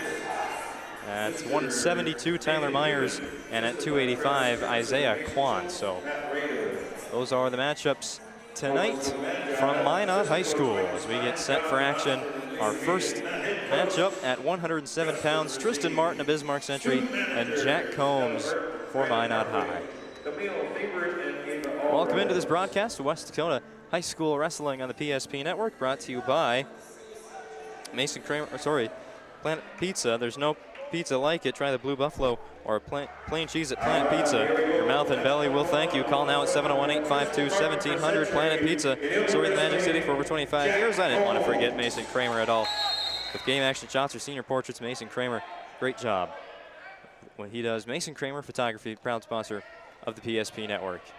We are underway at 107 pounds. Martin in the red and blue for Bismarck Century, and Jack Combs in the maroon and gold for Minot High. Yeah, getting the action started right away. Obviously, we just went out of bounds there, but you know, you're going to see that in some of these later matches, a little bit quicker action, a little quicker pace. You get, like I say, get into some of those later matches, those heavier guys, it's a little bit slower, it's a little more methodical, a little bit more strength versus the speed that we're going to see in some of these earlier matches. But you want to set the tone. You know, one of the things you see sometimes with some of these wrestlers when they're a little bit younger, obviously we got an 11th grader in Century and a 10th grader for Minot. Sometimes you get out there, you get the adrenaline going. Sometimes you need to get out there and let that settle. You know, everybody's got a plan until the whistle blows.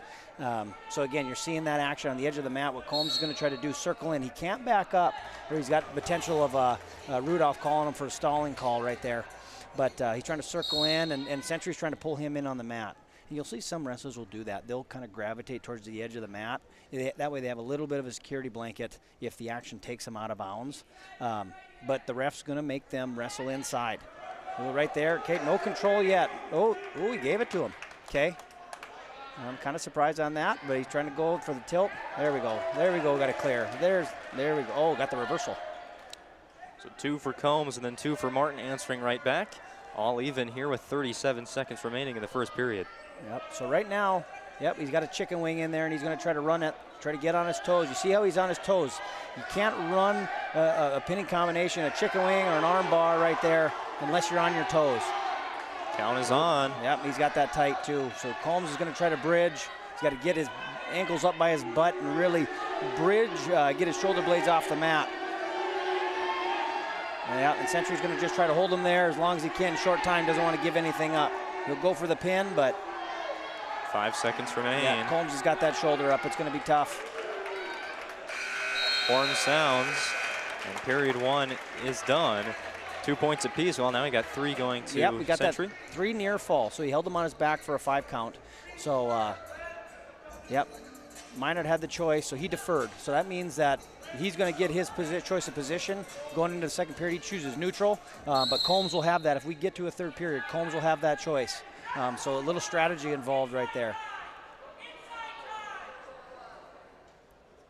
Okay, both guys going for a tie. Ooh, nice level changing shot by Minot, but good defense by Century. Yep, see, he's going to hold that arm right there. Combs wants to hold that arm if he can, not give up control, but wasn't able to. Century did a good job of staying strong there. Tristan Martin this season, the junior 0-1 record, facing Jack Combs, a sophomore, at 3-4 for the Magicians. Yep, so what Combs has to do here, what Century's trying to do, they're trying to keep pressure on. The strongest part of a guy's body is his hips. So he wants to keep those hips covered and keep pressure on, stay on his toes, and set up a pinning combination. And what Combs needs to do, he's got a chicken wing in now, so what Combs needs to do is bring that elbow down and get his arm back. But you'll see he's kind of hanging on the edge. He doesn't want to circle back in right now. There you go. Now he got out of a kind of a precarious position to get back in the center, reset, and he's going to try to, on the whistle. This is so important. Guys got to have a first move. Whether you're on top or you're on bottom, you've got to have the first move when the whistle blows. So both of them are going to be looking at the ref here. And when you get really good at this, you can kind of see when the referee, his cheeks go out and he's about to blow that whistle. And if you can time it just right, you maybe get a little half a second head start. But again, Century's doing a good job of keeping pressure on, not giving Combs an easy way out. Combs got to be tough. He's got to build his base and try to get for some sort of an escape. Try to get a point back and get some action in his favor. If he can at least even get a point back, 5 point, make it a 4 point match going into the third, that'll be big. 30 seconds remain in the second period. And you don't understand too how much energy goes into this when you're whether you're on bottom trying to get away from another human being or you're trying to keep another human being down. These guys are exhausted. But he locked up the cradle. Combs got a little lazy there. So Combs, what he's got to do now, he's got to kick. He's got to stay strong. He's got to fight those hands, try to break his grip, and get back to his belly. And you're going to see Century, what he's doing with that bottom knee there. He's got to get that up in his side and stretch him out. But another 3 points near fall. Combs is going to have something happen. Ooh, it looks like Century might be a little shaken up here. Not a good sign for Tristan Martin here. Is with a 10-2 lead. It looks like he's the one that's in a bit of pain in that left calf area. Yeah, they're going to signal for some injury time. So he's got some time. That's part of the match, and this is a good opportunity for Minot to go over there and get some advice from his coach. What's our goal here? Can we win this match? Yeah. Hey, there's 2 minutes on the clock. Anything can happen. But what you're looking for in a duel setting, you don't want to give up the major. You don't want to lose by 8 points. You want to close that gap, get a point back, and for the betterment of the team. Okay, so he looks like to be okay. You never want to see a guy get hurt, and again, good to see him, good to go. Minot's got choice now, so Minot's got choice, so he'll want to be strategic. Can he get away? If he can't get away, he's risking giving points up. But that 1 point that he can get back is huge, because then that turns that into just a decision versus a major decision. Oh, but he's going to go top, which is probably a smart move. He's got to go for a turn here or go for a pin. 10-2 lead for Century's Tristan Martin as we head into the third period.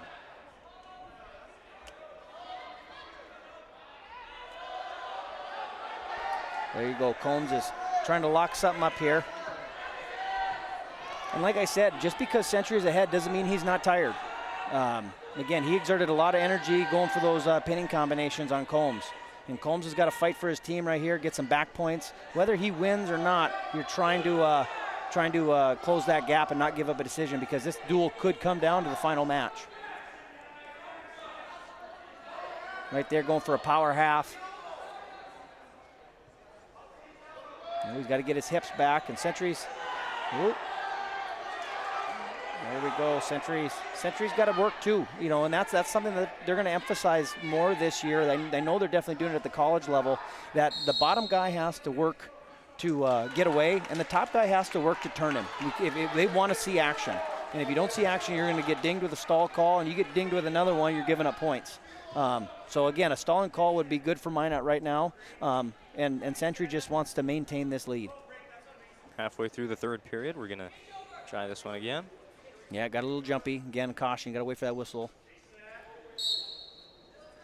There we go, good action, stand up. Now he's got to return him. He's fighting for that escape. Okay, Combs got to go to work. A takedown brings this down to just a decision now, too. Could be the difference between 4 points and 3 points from this match. Yep. Combs has got to stay tough here. Century's got to circle. He wants to keep that leg, hook that leg, and circle around. Cover his hips. Combs wants to keep that back leg. Oop, couldn't get her done. 2 more points for the Patriots. Now you got 27. Now you just don't want to give up that pin. A major decision. Pin's worth 6 points. A major's worth 4. So again, every point might come down to mattering in this duel. Closing seconds of the third period. Down to 10. There you go, Combs. And again, this could be big. You could maybe look back to this match at the end of the duel and say Combs not giving up a pin might be one of the reasons they ended up winning. Well, to start things off, it'll be 4 points for the Patriots as they're going to take that one. Tristan Martin 16-2. And the Patriots have a 4-0 lead after one match. We turn our attention to a 114-pound weight class where Brady Iverson takes to the mat for Bismarck Century. The talented sophomore, 7th place at the state tournament a year ago, 8-0 to begin this season. He faces Minot's David Lamos. Yeah, another couple talented wrestlers here. Again, this is where you want to start to make a statement for either guy. When you've got another talented wrestler that you're going up against, that, hey, this is a match you want to control and kind of set the tone for the rest of the season. One over what Iverson has done this year. Lamos 6th at the state tournament a year ago, currently ranked 4th in the coaches poll, 6-4 to begin the season. This is a good matchup at 114 pounds. So again, you're seeing both these wrestlers just kind of working those tie-ups, right? You're going for a collar tie. Some guys like a collar tie. Some guys will like more of an Olympic tie. But that collar tie, you'll see that right hand or left hand go behind the guy's neck. Ooh, shot from a mile away, but good shot. Caught Lamas sleeping. Yep, he wants to circle away. Lamas wants to keep that leg. You know, when you get into some of these positions, sometimes you just got to fight to maintain what you got, not even really having a chance to score, hoping the ref might even call a stalemate and give you a chance back up on your feet.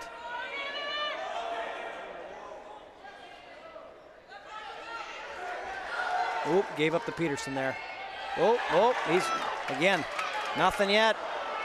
It's a good scramble. It's a good scramble. Okay, Lamas got the 2-point takedown there because he's behind his arms there.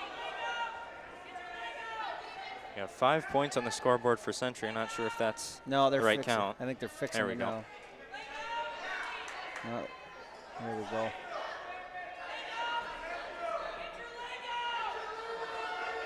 There we go. Lamas got to get back, got to get those short arms too. You never want to go over the top on a guy. You want to keep your arms under his arms when you've got control. You get over the top, it gives a guy a chance to get a reversal or give him an opportunity to get away. Hey, that was a good first period. After 2 minutes, Lamos and Minot High has a 2-0 lead over Grady Iverson of Bismarck Century. Okay, let's see if he can, he's got to be ready for that shot again. You know, he set up a good shot from distance there. Not something a lot of guys do. A lot of guys try to work for a shot out of a tie-up, you know, a double leg, a high crotch, you know, an outside single. But that was a nice good. He covered some ground there.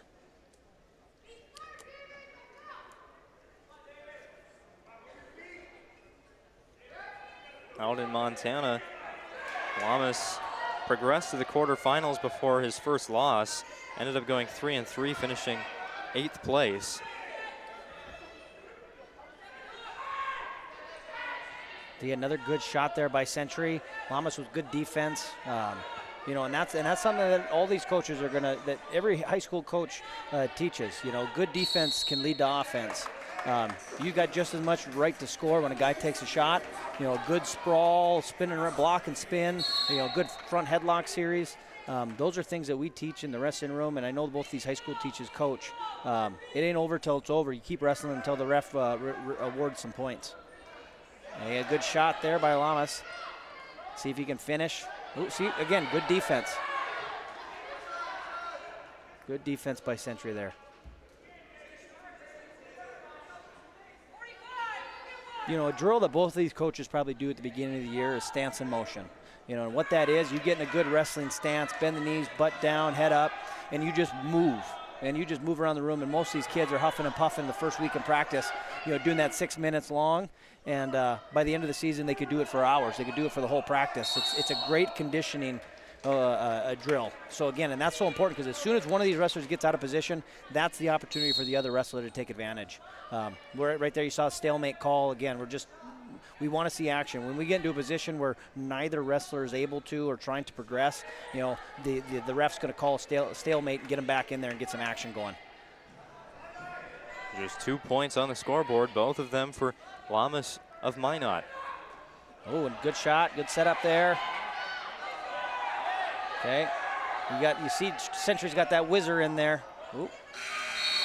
Time runs out in the second period. That's big for Lamas because, you know, or for Century, he went neutral and he didn't get the takedown. When you choose neutral, you're expecting yourself to get a takedown there. You know, the reason a guy will go down is because you always expect, or we always tell these guys, you need to be able to get away. When you're given the choice to go down, you should be able to get 1 point. But that's what that Century is. Hey, if I can get away here, 2-1, and a quick takedown or a takedown at the end of the period can give me the win.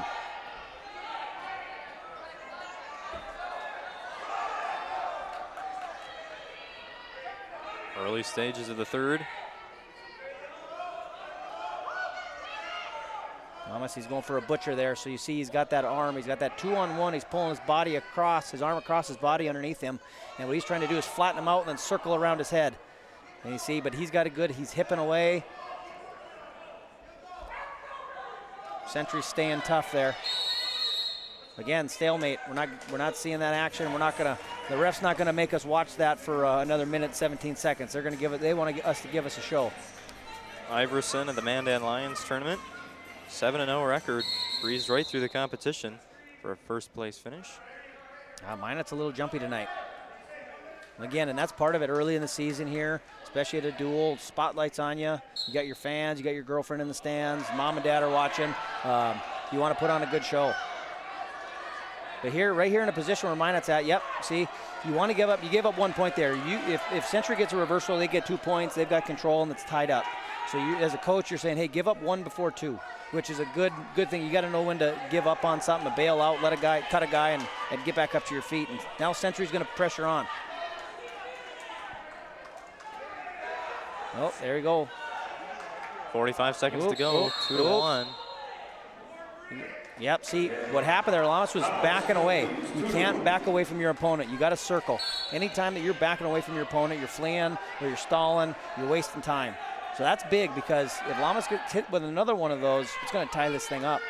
So again, he's got to be very, very careful that he is trying to progress. He's got to take a shot. Okay, good sprawl. Oop, got in there deep. Lamas has got to stay tough. There's the 2 for the Patriots. They take the lead. Yep, good job on the Patriots, good offense. This is where Minot's got to go. He's got 10 seconds to get away to tie this thing up. Let's see what can happen. Century's just going to sit there and hold on.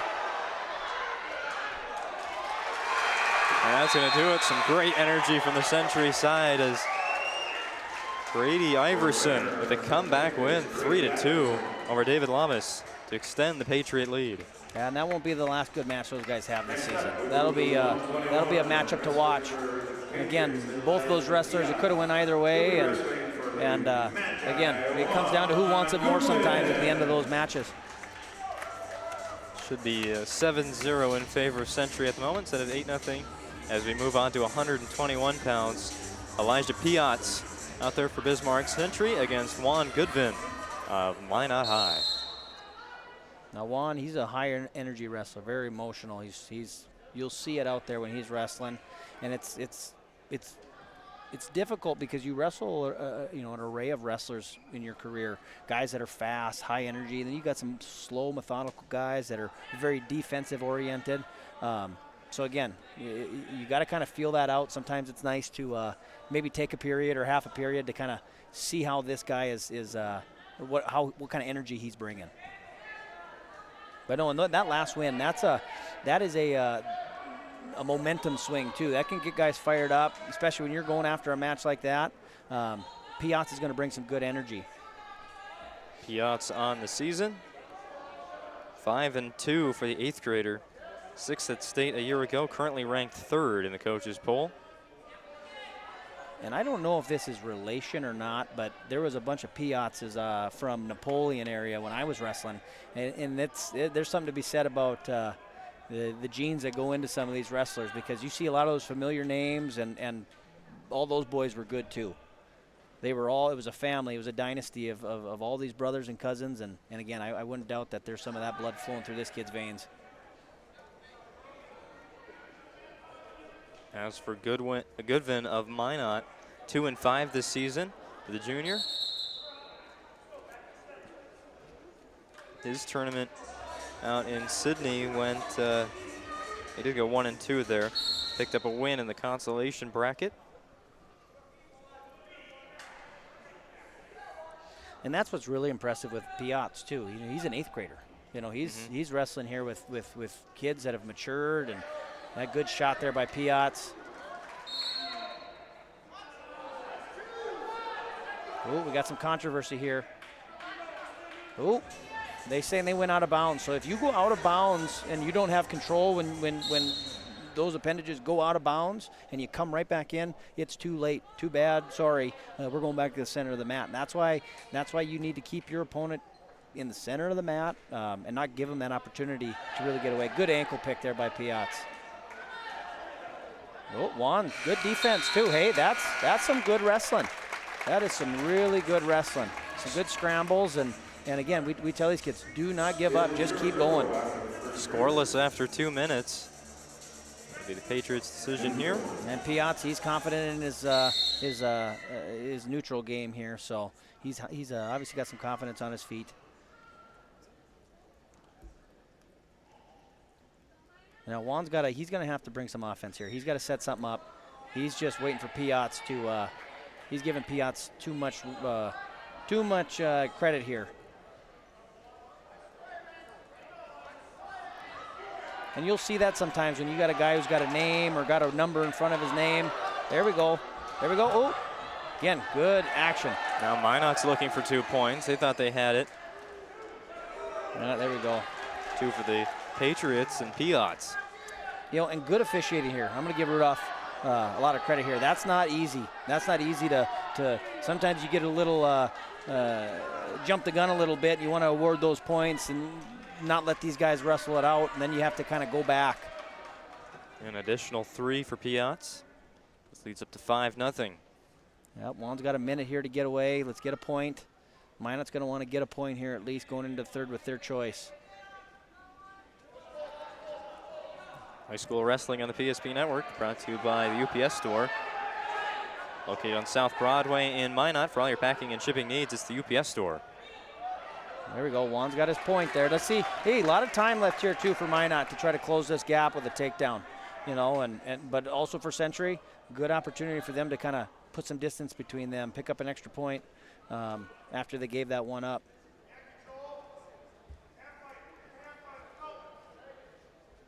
You know, you'll hear Minot's coach, hand fight. They want to get in there, get contact, wrist control, set a shot up, but nice shot there by Piazza. Extends the lead to 6 with 10 seconds remaining in the second period. Yeah, Juan's up on his feet. He's got to get out of there. Nope. Good job of the return for Piazza. Hey, 4 seconds. 4 seconds. There's enough time for Minot to do something here and get a point back. And so Piazza, when he's coming in here, he wants to grab an ankle, you know, far knee, far ankle, deep waist ankle, and just break him down. Let's see what he goes with. Oh, really no action there on Minot. Oh, he grabbed going for a bull ride there. Both wrestlers seem to be a little gassed, but this is where you gotta suck it up and stay in good position and set up your shot. Go to your what you know. Reaching that 8-point territory again are the Patriots, who currently lead 7-0 on the BNC National Bank scoreboard. Your life is busy. They'll make managing your money easy with locations in North Dakota and Arizona. Visit BNC Bank online at bnc.bank. Now, Piazza is going to want to get another point here, too. He's going to want to get another turn so that he can get that major decision, which looks like he's setting himself up for. So that way, again, you're going to put 4 points on the board there for your team.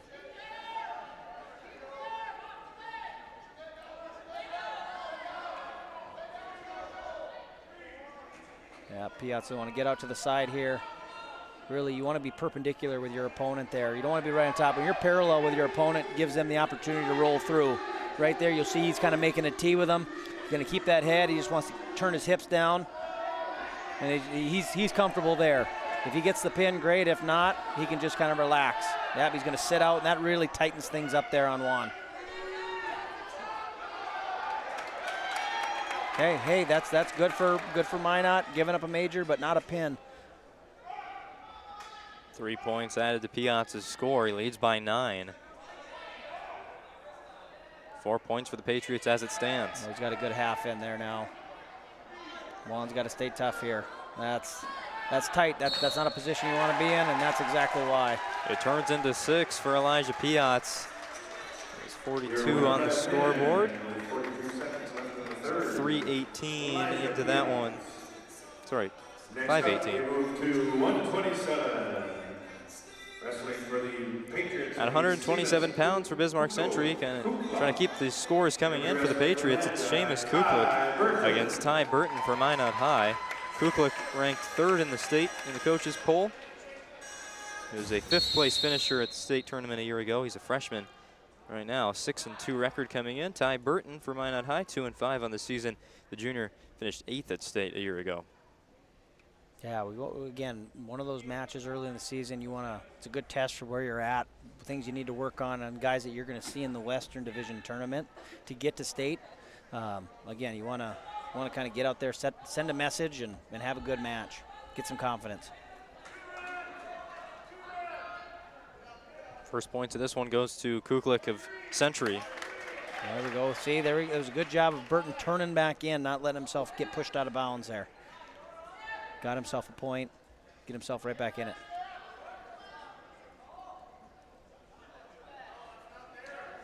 Yeah, see what Burton's doing there, he's trying to throw him by, but you need to have that wrestler pushing into you. If you don't have that wrestler coming into you, pushing in, you don't have that momentum. You want to use a guy's momentum to throw him. And again, you get in trouble when you do that stuff. That was a good double leg there by Century. Nice, got the leg Turk in there. You know, we call it chain wrestling when you take a guy down and you're looking for the next move even before you've finished the takedown, whether you're looking to hit a half, attack the bottom shoulder, or like Century's got here, he got a leg Turk, he got those legs split, a guy can't flatten out and get to his base. So Century's allowed, he's kind of got his lower half taken care of, and now he can just work his upper body, attack that bottom shoulder, and look for some back points. And Burton just wants to stay strong here. He wants to get his leg back if he can. There you go. See, now you get those hips to help you turn over to your belly. Heading way off the mat there. Okay, he's got 15 seconds. Again, both these guys, you don't want to give up that point. When you're the top guy for Century, you don't want to give up that 1 point. It gives a guy a little bit of confidence going into the second period. Ooh. Out of bounds once again. 4 seconds come off the clock.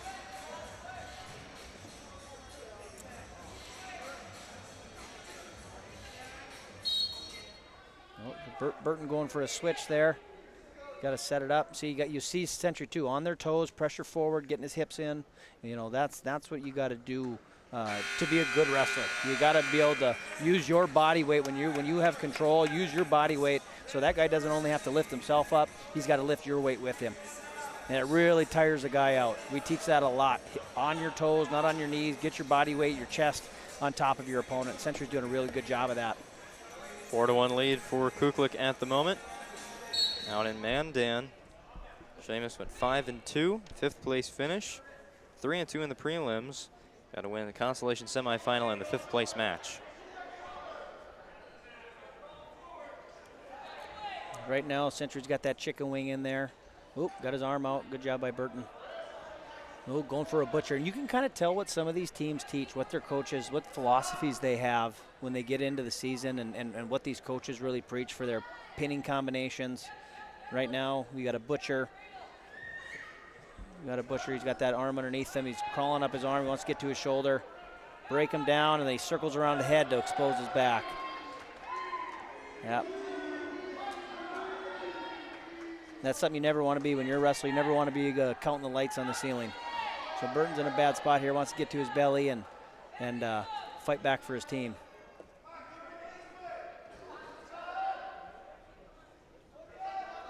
Halfway done. Still 4-1 lead for Century. Seamus Kuklik.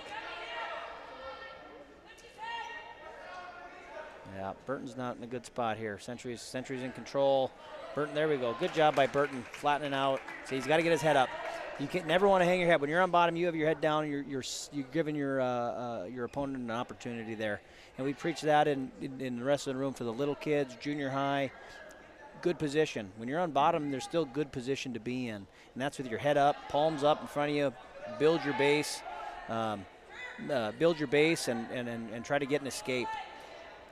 Right there, Burton wants to hold on to that hand too. He doesn't want to give that hand up. Oh, there we go.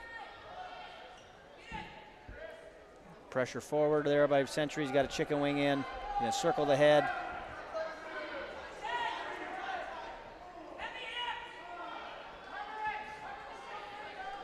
More points coming for Kuklik. Yeah, and that's tough. When a guy gets a good chicken wing in, and starts to circle the head, if he's got, God forbid he gets 2 chicken wings in and stacks you up. But, you know what the best defense to getting out of a chicken wing? You don't know? Don't get put in one. That's what we tell our kids. Don't get put in one because it is not a good position to be in. There we go. Nice return there by Century right to his back.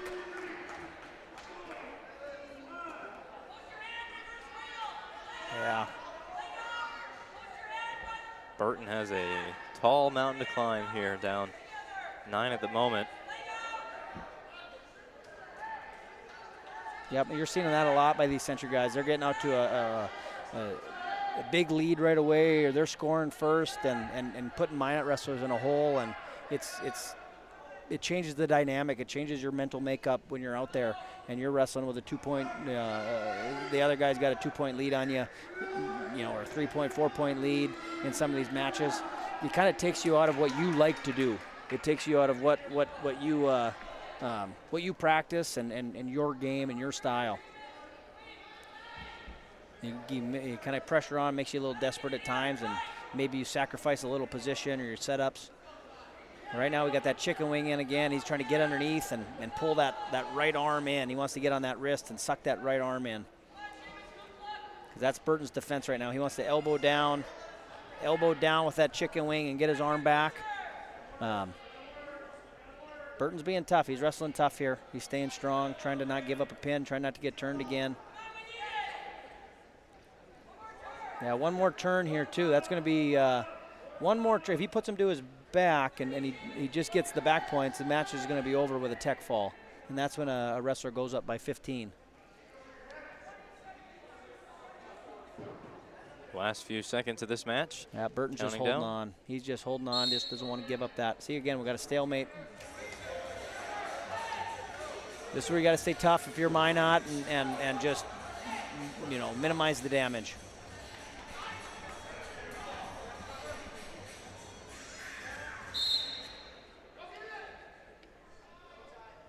Yeah, you can tell he's tired, hanging his head. So that'll do it for our match at 127. Kuklik takes it 13-1. Put 4 more on the board for the Patriots. And we'll transition into 133. Dane Nelson for Bismarck Century facing Caden Fillion for Minot High. Dane Nelson for the Patriots, and he'll be wrestling for the man guy, Caden Fillion. Dane Nelson, he is a sophomore for the Patriots, a 4-4 record coming into tonight's matches. Fillion, a junior from Minot High, 1-5 on the season. And I'm not making an excuse for the Minot guys, but another thing too that these guys came off a state championship football season. They're lacking a couple of practices too, some of the conditioning, and like I said at the beginning of the duel, there's no way to replicate a wrestling practice. Wrestling shape is different than any other sport. There'll be muscles and joints and things on your body that'll hurt that you didn't think could hurt. I remember my first wrestling practice, freshman year of high school, getting into the high school room, and I couldn't breathe, I couldn't lay down, I couldn't even think without things hurting. And so again, getting some of that soreness and getting your reps down and getting your the feel for what you're trying to do sometimes takes a little bit of time.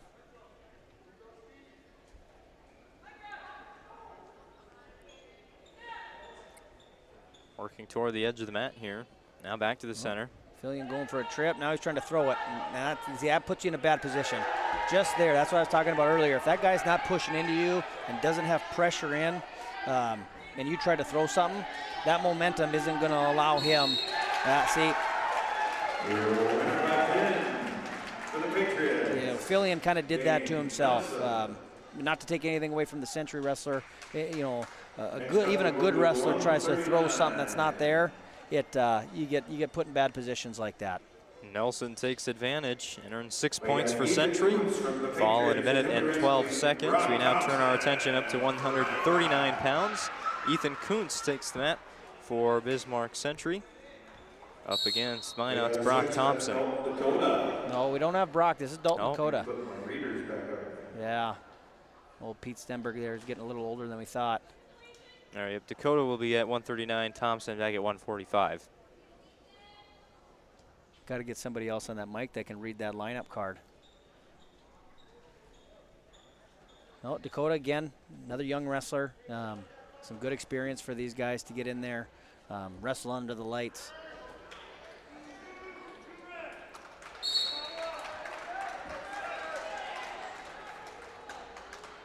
Two points early on for Ethan Kuntz. You know, and this is a good opportunity for these young guys to realize that they belong. They can wrestle with these guys. You know, that's the thing about wrestling. You're matched up by weight class. You're just as strong as a lot of these kids. You belong with these kids. It's technique, it's confidence, it's that mental makeup that is the difference for a lot of these kids. Dakota this year 1-3 record for the sophomore. Century's Ethan Kuntz. He is ranked 3rd in the state by the coaches poll. Senior 3-4 record. There go, good return there. And like I said before too, you know, when a guy stands up and you control, the top wrestler's got to return him. Usually they give you about a 5 count. And if you don't return the wrestle, you could get hit with a stalling call. So good action here. Dakota's got to keep his head up. So you got that collar tie on the bottom there, driving him across, breaking him down, pressure on. He's never not on top of the wrestler. He's never off to the side unless he's trying to run a pinning combination or something. He's keeping pressure on, making Dakota work, making him feel his weight. Well, he's got that butcher. Again, another thing that Century's been trying all night, getting that arm underneath and just climbing the arm and circling the head. He's got that in tight, so Dakota's got to fight. He's got to bridge, get his hips through, get his hips turned.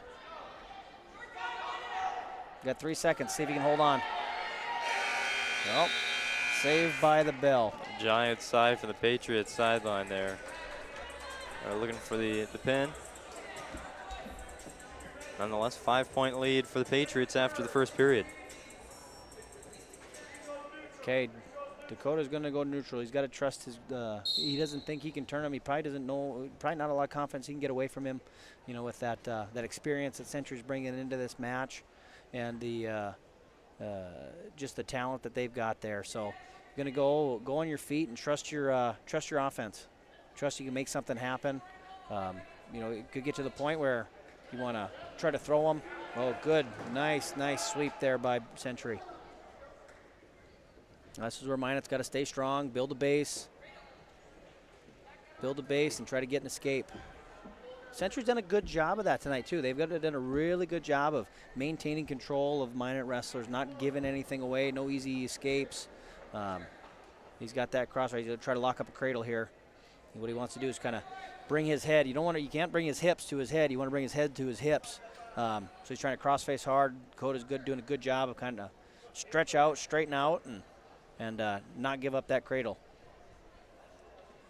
Already a 23-0 lead for the Patriots on the BNC National Bank scoreboard. Yeah, Minot's going to have to start to make something happen here in these middle matches before this thing gets out of hand. So I'd like to remind you that Roger Ward Moving and Storage sponsors PSP Network broadcasts, including this one. Proudly serving the region with their moving and storage needs since 1942. Roger Ward Moving and Storage.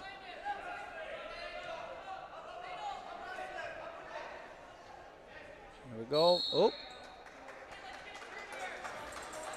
So you see he kind of stood up, but they were out of bounds. So again, it's you gotta try to keep that action on the mat if you want to try to hit that escape.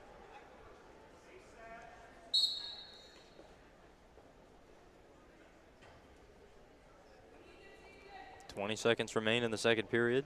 Yeah, we're gonna hit that butcher again. You'll see him circle the head, keep that tough. Yep.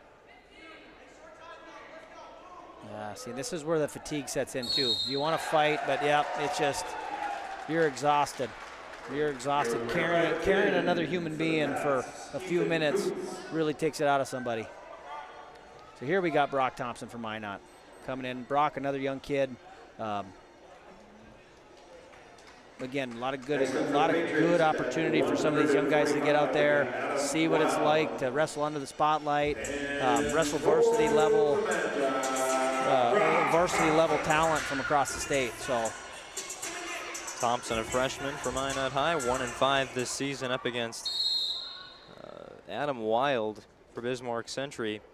sophomore, also 1-5 coming in.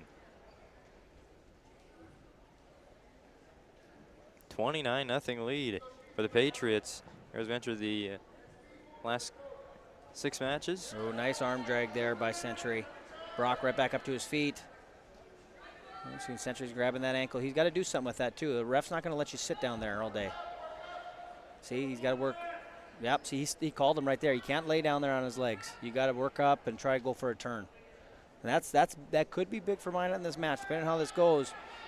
Again, he's got to work up. And Brock's got to learn from that too. Minot's got to learn that when I hit a stand-up, he might be going for that ankle pick to return me versus trying to lift and return. But going for that chicken wing. He's got it in tight, going for that far wrist. Brock's got to elbow down and get his arm back. Again, Centuries, you can tell they're well coached. Keeping that pressure on, staying on their toes. He's got that locked up tight. Got about 50 seconds left. Brock's got plenty of time here to get an escape and try to get a point back. And Century's got a good opportunity to put some distance between him and Minot going into the next period. Your winning number on the 50-50 was 129. Now 37 seconds to go, first period.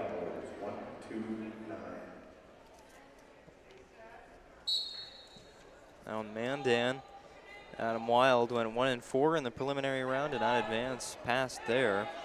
And in Sydney, Montana, Brock Thompson went 0-2. Participated in the duels there. Minot was part of 4 of those. Thompson went 1-3.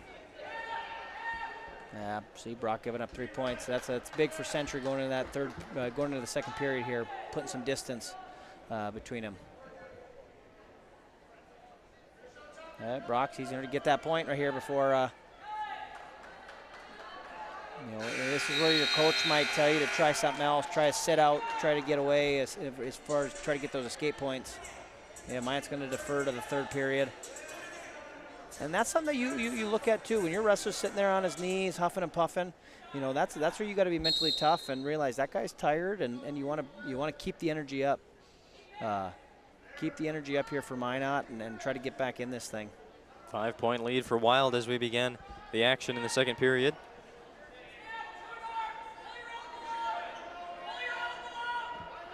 Again, Brock's got to stay tough, but he's got to keep that leg and not try to give it up. Century's trying to get his hips back, break that grip. Going for a leg wizard there, yep. See, like I said, Rudy's going to stand him back up, get some action. Get these people what they paid for, and that's to watch some wrestling. Been much more enjoyable to see on the Patriots side as they lead by 29.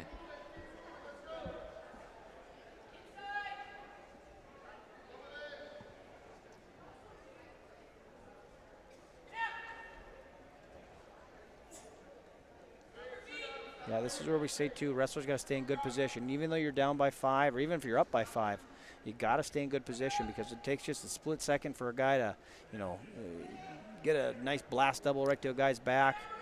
Nice little trip there by Century. Brock's got to stay tough here. Minot's got to stay tough. Yep. Add on 2 more for the Patriots and Adam Wild. Prestwich Orthodontics sponsors PSP Network broadcast. Specializing in braces and Invisalign for all ages. Offering 0% financing and free consultations, virtual or in office. Prestwich Orthodontics can be found online at minotbraces.com. Now we're back to the situation where, a lot of match left here. Got a whole other period to go, but, Brock wants to make sure we keep this under an 8-point match. Yeah, we got 11 seconds here. We got plenty of time for some action on either side, whether we go for a tilt and get some more back points for Wild, or if Thompson can. Oh, another. Yep. Top guys have been a little jumpy here tonight. I think that one went against Thompson. Oh, that was on Thompson there. Yep. Okay. There we go. See, that's what you want to do. Get that point back. Get you some confidence going into the third period. And Brock's going to have a choice here. Brock's going to have a choice. So does he go down and try to get another point?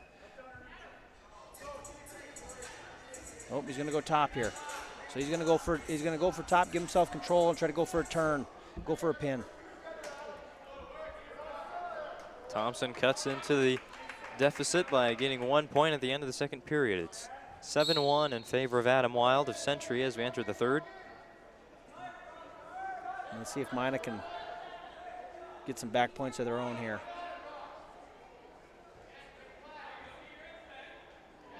You see Brock's doing a good job of keeping pressure on. Wild is tired. You know, you turn in a guy and putting a guy to his back, you know, a couple times, takedowns, the explosiveness, that takes it out of you too. So this is where conditioning too, this part of the season is important. You know, you're not in the best shape yet, as you will be, or at least not as good a shape as you will be when it comes to, you know, the end of the season, state tournament time. You know, Brock's got that bull rush there. Got his head in his armpit, trying to straighten his arm out and go for a turn.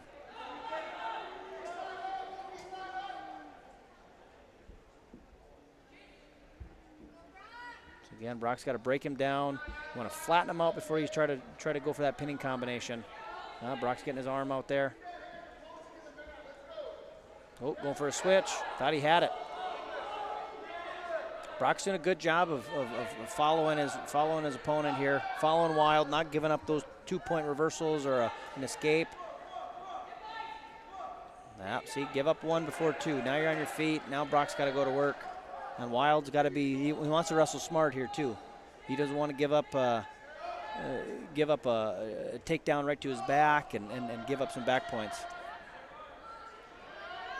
Back to a 7-point lead for Wild with 20 seconds to go.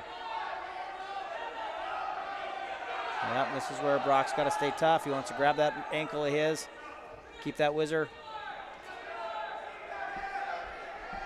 Under 10. Just don't give up the point.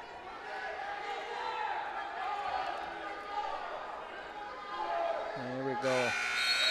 And that one will end 8-1 in favor of Adam Wild, and the lead just continues to grow for Bismarck Century, now up to 32 as we enter the final 6. So take a look at the maximum amount of points that Minot can score, and it's not looking great for the Magicians at the moment. No, they're going to have to start rattling off a lot of pins in bunches. But again, back to the last match. I mean, that was a good match for both those guys. You know, even for Brock being a young wrestler, it's a good experience. Go out there, good learning experience. A lot as a former wrestler and a coach of myself, and you know, you can see Coach Racine over there coaching them up. You know, those little things, those little details. That's really all. It's the difference between you and some of these better wrestlers in the state. We're currently at 152 pounds. Hunter Helgeson fighting for Bismarck Century against Caden Kraft of Minot.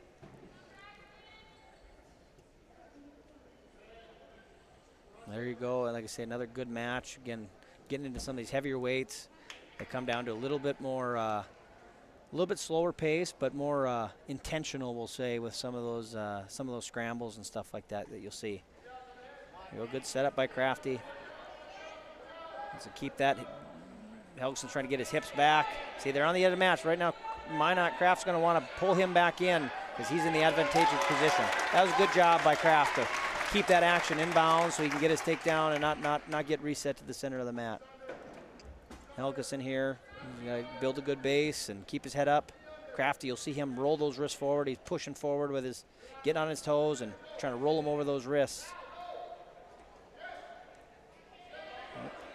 Kraft's going to try to hit a butcher of his own.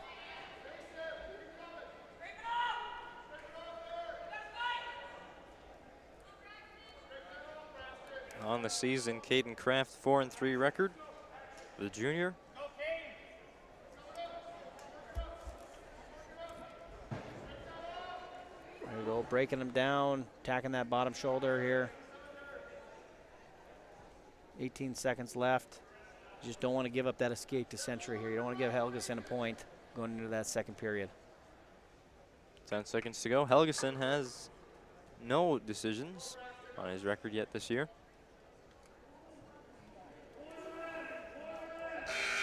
See, there you go, Helgeson there. And that's not something you see all the time, but you know, Helgeson gets hit with a stalling call because even though you're on bottom and the top guy has control and he's trying to pin you, you have to have action.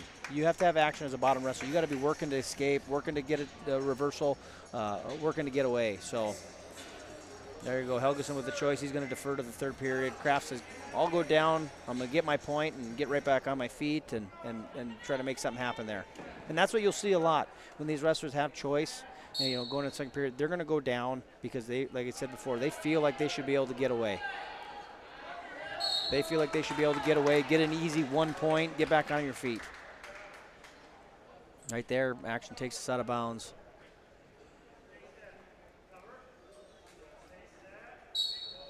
And Crafty going for a sit out there, short sit.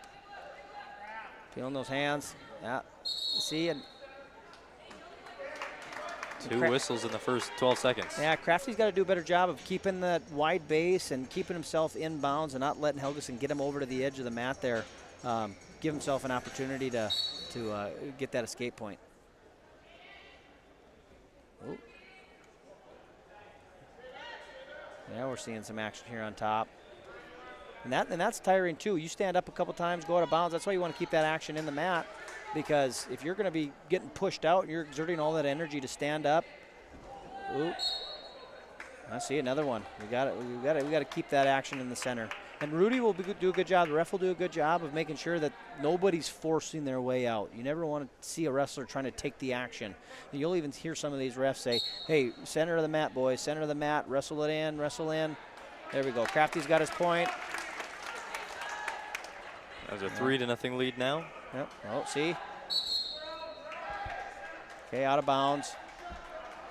And see, and that's a good observation by Helgeson there. He notices Crafty stands up a little bit. Nice, good low single there. Oh, but a scramble. No. That's where it comes down to who wants it more, and guys are kind of in equal positions right now. Okay, we're going to stop it for potentially dangerous. Get our guys back on our feet. But you saw, back to what I was saying, Helgeson notices Crafty stands up, gets out of position just for a second. Right there he does it. He stands up, and then Helgeson, that's when he took that really good shot, got in there deep. Obviously action took him out of bounds, but it's so important to stay in good position and not give your opponent an opportunity, because that's what you're doing as a wrestler. You're watching the other guy. You're looking for his ticks. You're looking for your openings. You know, when I reach, does he reach back? When I go down, does he go down? And you'll see that, those head fakes, those head taps. You know, you see guys get in there, tie up with a guy with no intention of actually taking him down, but trying to set up a takedown. Oh, right there, yep, good little head slap. Nice single by Kraft. But a nice whizzer here. That's that arm under his armpit. Helgeson had that arm under his armpit. That's what you call a whizzer. You're trying to get through there, grab your thigh, and kind of wrench his shoulder down. But Crafty did a good job of finishing that. Again, on his toes, pressure in. Hey, good job. Good job by Minot there, trying to get themselves back into it. We head to the third period. After two, 5-point lead for Caden Kraft and the Magicians. Yeah, Helgeson deferred that first period, so now he gets choice, and he's got to trust his offense on his feet to get back in this. Get a takedown and some back points to give himself a chance. Oh, see, he's learning that low single. He's leery of that low single of Kraft, but a good reshot there. A good whizzer by Helgeson. Yep, you got to turn in, go to a front headlock, cow catcher. 2 more points good for setup. Kraft. You'll see Crafty's on his toes there. He wants to get his body weight on him, hold him down. Nice. 6 points for the Magicians. They're on the board. And 152 pounds, still trailed by 26 points. Yep, that was a good match by Kraft, but also good by Helgeson. You saw him start to kind of put things together on Kraft there a little bit, learning some of those ticks. And like I said, that's what you're doing out there. You're learning your opponent. You're studying your opponent throughout those matches. So here is probably our best matchup of the night on paper at 160 pounds. Braden Morris of Bismarck Century against DJ Jones of Minot High. 2 guys ranked in the top 5 in the coaches poll. And both of these guys, these are not high school kids wrestling. These are men. I mean, these guys got high motors. These are strong kids. DJ, obviously, an instrumental part in that state championship team for Minot High. Just a high motor kid. But you've got Century here that is no stranger to high intense, high leverage wrestling matches here either. So Jones going for a switch, but good job of Century there defending that. DJ Jones, second place finish out in Sidney, Montana, a 3-1 record for him. Morris went 6-1 with a third place finish out in Mandan.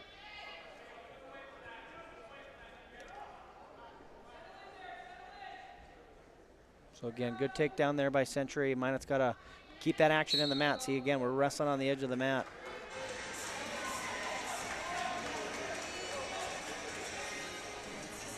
And that's another thing too, when you see these wrestlers, the composure you see with some of these guys that are ranked and some of these guys that have the pedigree, you know, they don't panic. There's no sense of panic. They're one good move, one 5-point move, 6-point move away from getting right back in this. You take a guy straight to his back, 2 points for the takedown and 3 near fall, get a 5-point move.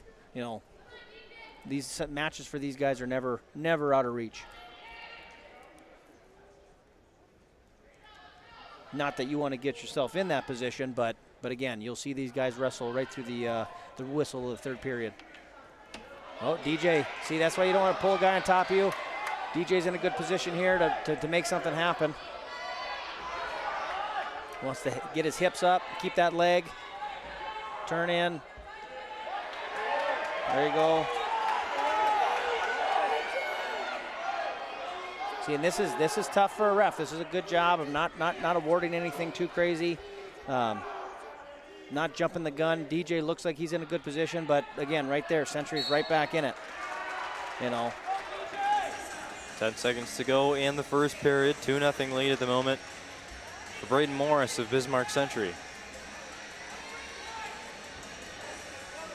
So again, 10 seconds, enough for both of these guys to do something. Guy gets some quick back points, or for DJ to hit and escape.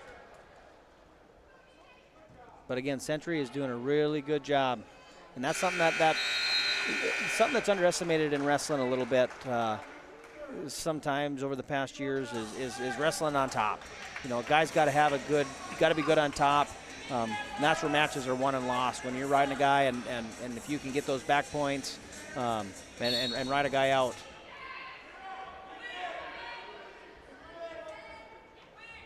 Thank you for tuning in to High School Wrestling on the PSP Network. Alongside Paul Pittner, I'm Owen Patterson. While we got you here, would you mind hitting the subscribe button to promote local athletes if you haven't already?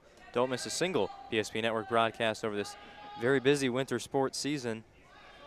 We've got hockey tomorrow night from the Mesa here in Minot as the Majets take on Jamestown. See, and Century likes to hit that. When a guy stands up, they like to go for that ankle. Rather than trying to lift and return, they're getting low, which that's something that I like to do as a wrestler. Rather than attacking a guy's hips when he's getting away, go back to the leg and get it into a scramble. But DJ's got to make something happen here. He's got to be tough, and we're not going to win by letting Century have control the whole time, but Century's doing a really good job keeping pressure on, not giving up anything easy.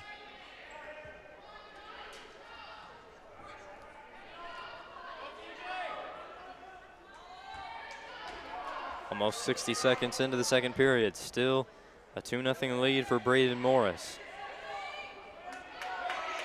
Jones gets up. So he's just trying to ride him down. See, he's going for that leg. Heading out of bounds again. Yep. See, this is where DJ, you know, when he stands up, he's got to put some moves together and create a little bit of action. Morris has just he's let Morris kind of control the tempo here, but again, he's doing a good job of it.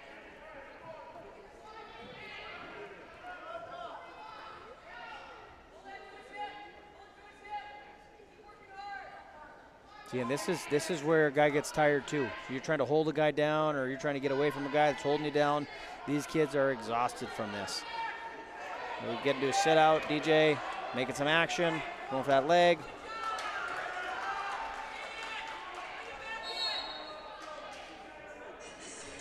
Okay, 22 seconds. Again, when you go down, you're expecting to get that point. You're expecting to get that one escape point, close this match up.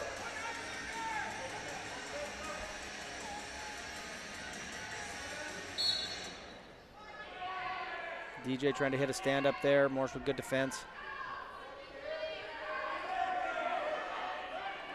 Again, he's going to come up to his feet. He's going to try to tripod up. Morris just trying to be heavy, just trying to hang on him. Stalemate there. Again, we want to see some action. 7 seconds. Plenty of time for DJ to hit something here, whether it be a stand up, a roll, a Granby, or something. See what he does. Down to 3 seconds remaining. Yeah, not a whole heck of a lot. Horn sounds. Morris will keep his 2-point lead into the third period. I want to remind you that high school wrestling on the PSP Network is brought to you by Northern Plains Heating and Air. Northern Plains Heating and Air has over 25 years of experience as your heating and air experts. As the factory authorized dealer for AeroSeal, there's no other choice to seal your heating and air game than Northern Plains. Find them online at northern-plains.com. Back to the action here on the mat from Minot. 2-point lead for Morris in this 160-pound match against DJ Jones of Minot High. Yeah, and Morris, choosing top there. It's not something you see a lot. Usually, if you had a 2-point lead going to the third, you got choice. You'll go down, try to get an escape, get that, get that 3-point lead. Even if you're on your feet, a takedown, you're still leading. If you get taken down with that 3-point lead, but he's obviously really confident in his ability to ride DJ and whether it be go for a turn or just ride him out.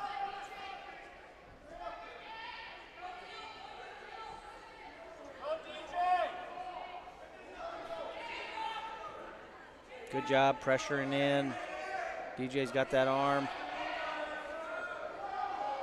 See, DJ's reaching back for that head. He got a little high. See, but no, Morris does a good job. God, strong kid.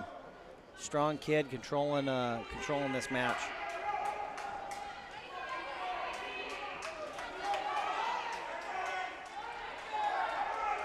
Inside a minute to go.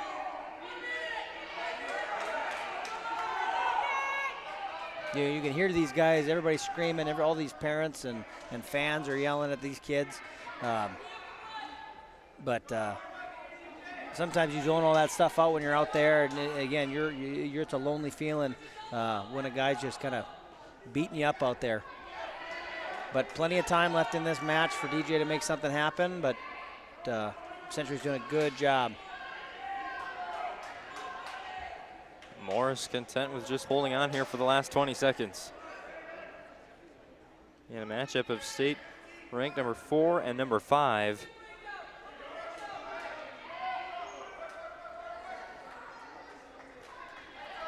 And that's what you see when you get to these upper matches. These upper ranked kids. A lot of these matches are going to be this close. Well done for Braden Morris there, as he'll take that one 2-0. Add 3 more on the board for Bismarck Century, whose lead is now up to 35-6. And that goes both ways. Both these matches are huge for both those kids. With Morris, he's got some confidence now. He got out there, beat another really good wrestler in the western side of the state. But then for DJ, again, not that any of these guys need any more motivation. They're out here because they love this sport. You don't wrestle unless you love this sport with how hard and intense it is. But DJ now, he's got a little bit of bulletin board material in the back of his mind next time they meet up. And again, maybe not neither of these kids may be in the best shape or end of the season shape that they will be in. But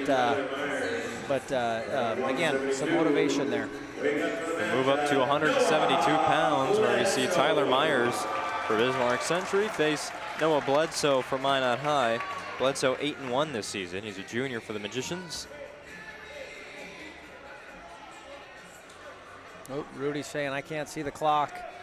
You guys got to get out of the way so I can see the score tables. And Noah coming out strong. 2 points in the first 8 seconds for Bledsoe.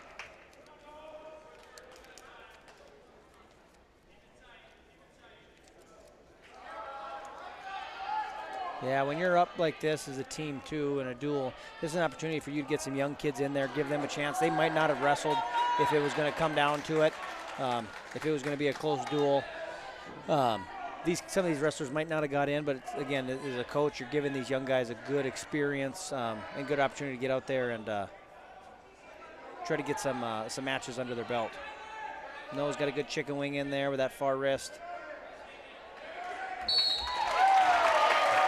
That one's going to finish in 51 seconds. Noah Bledsoe puts 6 points on the scoreboard for Minot High, cutting into what was a 29-point lead for the Patriots. And we go now to 189. Grant Carlson of Century. Again. He'll be wrestling for the Magi, Tucker Nelson. Looks like that's going to change. Oh, Carlson, yep. Carlson against Tucker Nelson of Minot High. So this is Trevor Chapman for Bismarck Century. There we go, good duck under there. Got the 2 points. Good breakdown.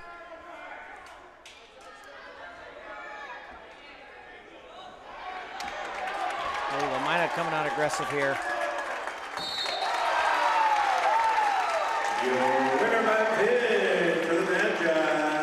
Tucker Nelson.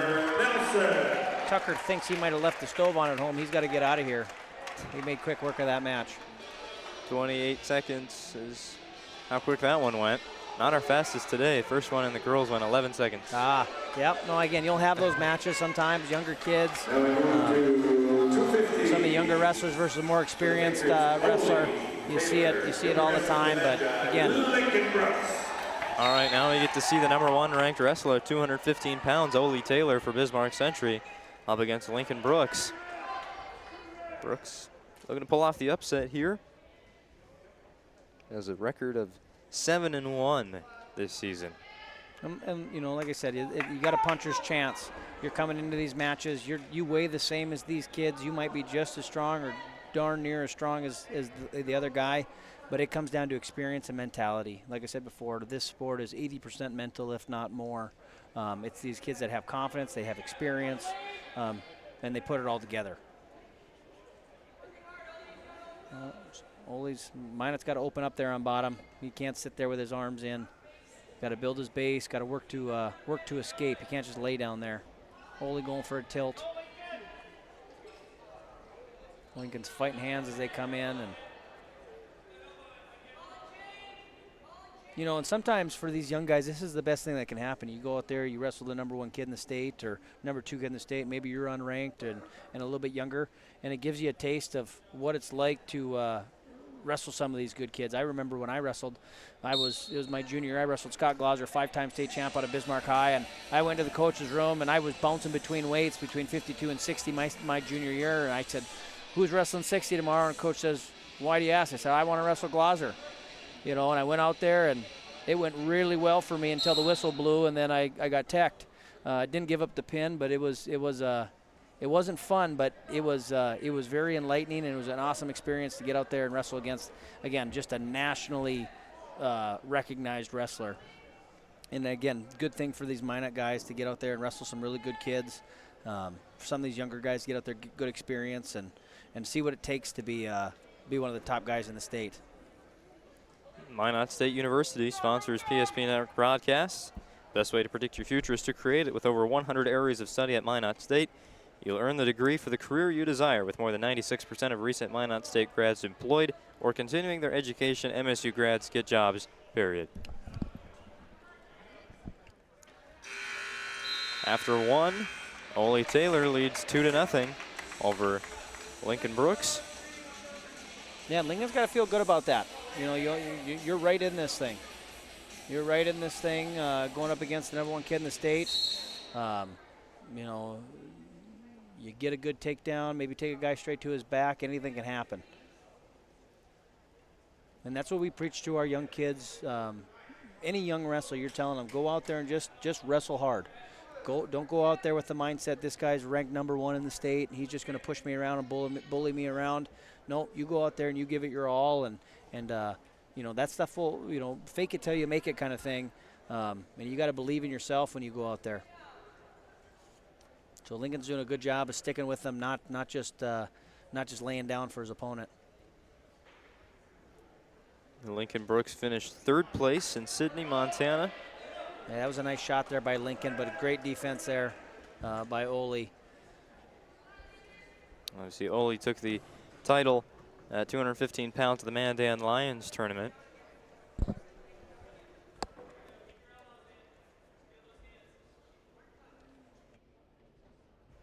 Halfway through second period, lead by 17 on the BNC National Bank scoreboard for the Century Patriots.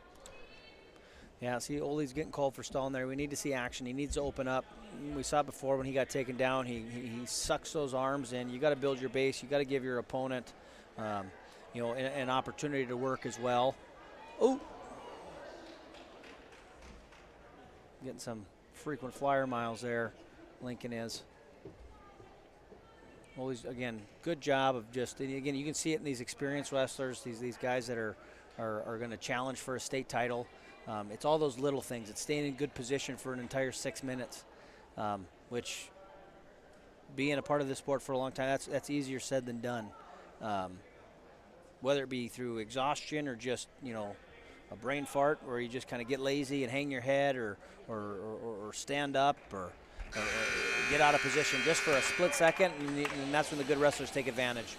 4 minutes in the books, 4-point lead for Ole Taylor. Ole says, let's take this back to our feet and see what we can do. So far, Lincoln's got to feel really good about this match. He hasn't looked overmatched. You know, he had a really good shot there that Ole had good defense too and turned it into points for himself. But again, both wrestlers are staying in good position for the most part, giving themselves a chance. But when you're a good wrestler too, like Ole, you don't need to do too much. You need to do just enough, and you know what that is. You know when you need to go and when you need to when you're in good position and when you've got control of a match. Tacks on 2 more. Now leads 6-0. So right now he never got an escape there because Ole didn't give him real separation. I think Ole was trying to cut him. Yep, he's going to cut him, get him back to his feet, give him a point. He's going to try to go for that major decision. Major decision. He might be trying to go in for a pinning combination right outside of a takedown. Stoppage at 1:01 in the 3rd.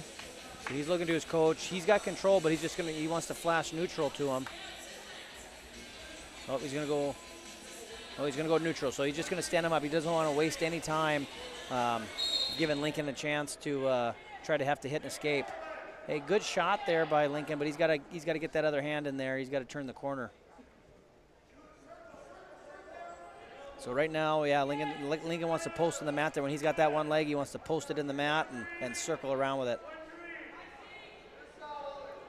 Yeah, Ole is he's really confident on his feet, so he recognizes that. Hey, there was a nice double, but just a little too much distance.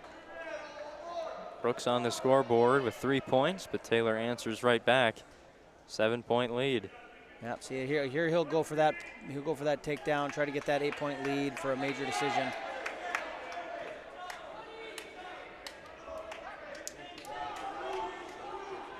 Yeah, Ole wants it. He wants to get that other takedown.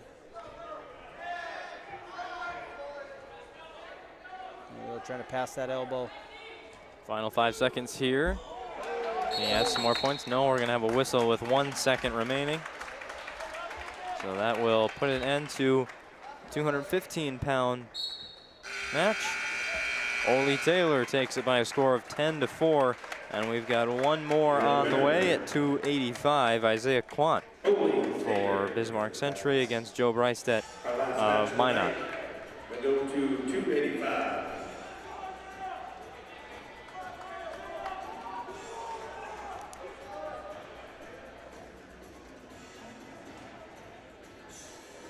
It is Isaiah at the scorer's table. Just had to make sure. What you got for the Patriots, Isaiah Quant. He'll be wrestling for the matchup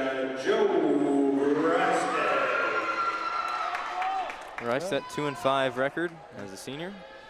Joe's got some fans in the house tonight, and you hear that section going wild for him. Isaiah Quant, senior at 5-3 in 2023. Hey, there you go. Good shot, good high crotch attempt there by Isaiah. Not something you see out of the big guys too often. But you get some of these bigger guys that are a little bit lankier, these heavyweights, and a little bit more athletic.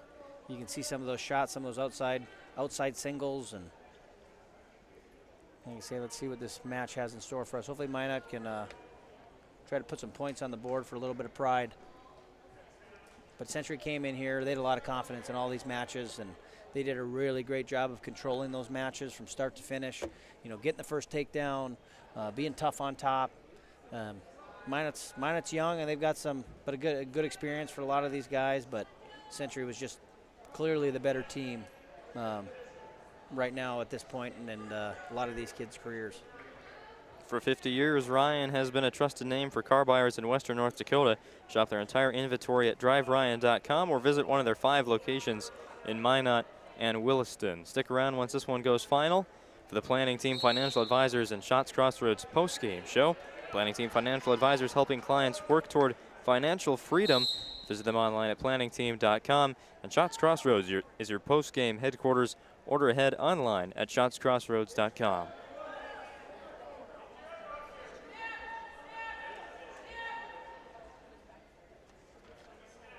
The Patriots of Bismarck Century will move to 2-0 on the season following a stellar performance here on the road in Minot. The Magicians will fall to 0-1 in conference play, 2-3 overall. First period done, no score. There we've got a typical score for a big guy match, 0-0, not too many takedowns or not a whole lot of action there. Guys are just kind of feeling each other out, looking for those opportunities, looking for their opponent to give them an opportunity. There you go with trying to go for a little Russian tie there. Working those collar ties, pressure in, going for a front headlock.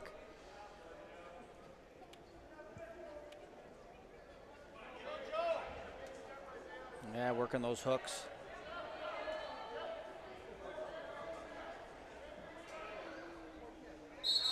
Off the net they go.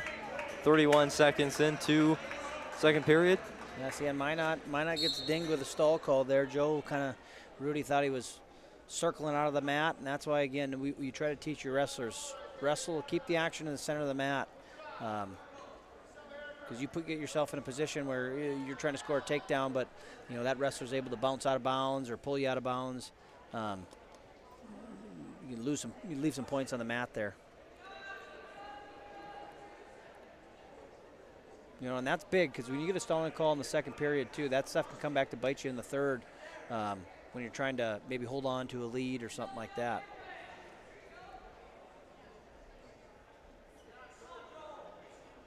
Still waiting for the first points with 45 seconds to go in the second. Nice single leg there. He's got to get his arm down there, lock it up. Good defense there by Isaiah for that whizzer. Now I've got some action and 2 points for Isaiah Quant. That's turning defense into offense there. You know, anybody that doesn't know the sport real well or maybe watching for the first time might think that, you know, Minot was in a good position, that Joe was going to get a takedown there. He had the leg, but Isaiah, you stay tough. You get a tough whizzer and again, turn that defense into offense. Yeah, that's where Joe's got to get his head up off the mat and build a good base. But again, Century doing exactly what they've done all night. Keep pressure on, control the match, stay in good position, stay on their toes, drive their hips in, you know, and just kind of keep their opponent glued to the mat. 2 minutes remain. 2-0 lead for the Century Patriots.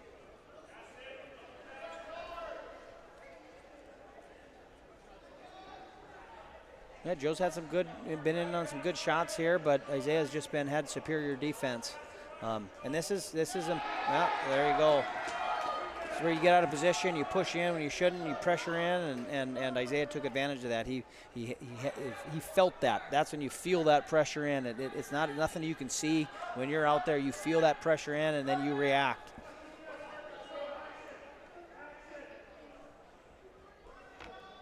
So Joe's really got some work to do if he wants to flip this match in his favor, but he's in a precarious position now. Isaiah's got a good half in, teed out.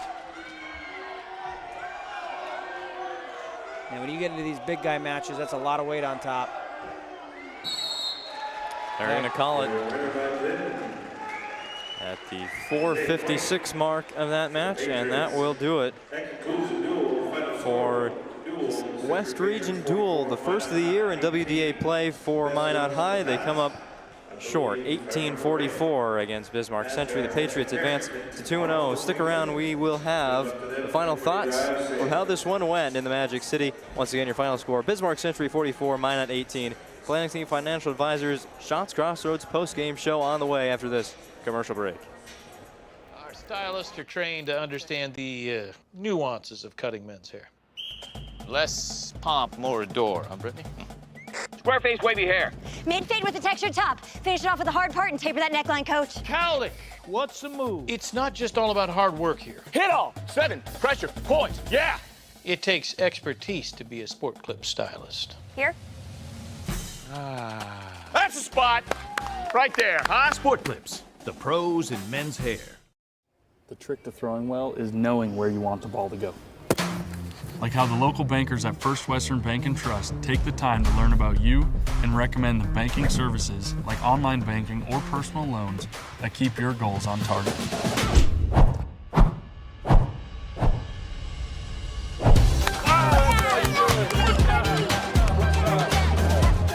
First Western Bank and Trust. You can bank on us.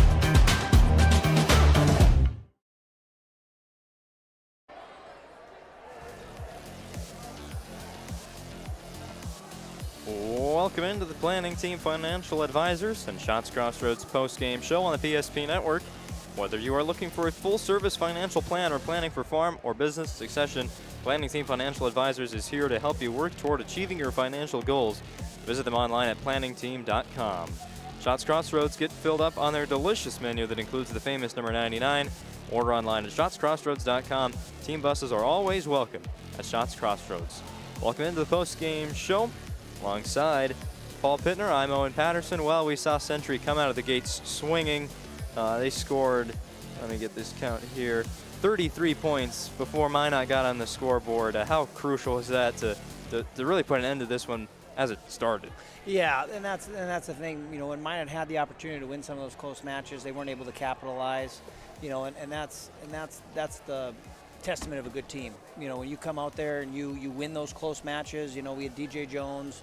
We had 4 and 5 wrestlers going against each other. Those are the matches you need to win. If you want to be a state championship level dual team, you need to win those close matches. And again, it's the beautiful thing about this sport, right? We have the dual team aspect, but these guys are going to get a chance to wrestle the individual tournament.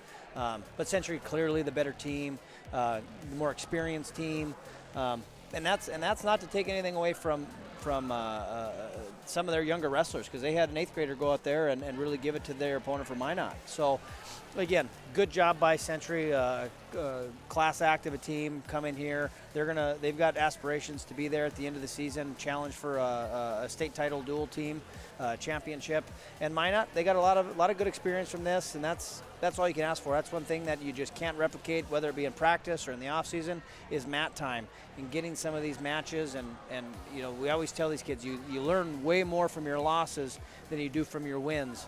So again, Minot got a lesson tonight for sure, courtesy of Century. And again, hats off to Century, came in here and really showed why they are ranked and have the pedigree that they have. So let's move into one more segment here of the post-game show, the Jobbers Move of the Game. Tonight's Move of the Game is sponsored by Jobbers Moving and Storage. Jobbers can help you move across town or across the country with locations in Bismarck, Minot, Fargo, and Aberdeen.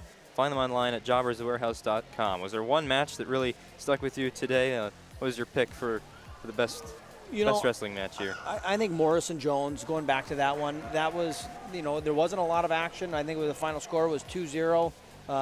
But that's a match. That's what a really talented, high-level wrestling match can look like. When you got two wrestlers that are going at it, that expect to be there at the end of the season in the state tournament, both of those guys have aspirations of being a state champ.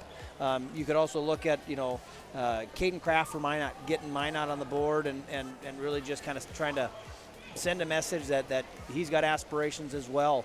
So again, hats off to all of these wrestlers that came out. It's a great experience for everybody. It's a great environment to be a part of. Wasn't able to be around for the girls' duel, but hats off to them. Really going to work and putting on a good show for the fans here tonight as well. So hats off to both these wrestlers. Safe travels to Century back home, and glad to see everybody stayed healthy, and we're going to live to wrestle another day.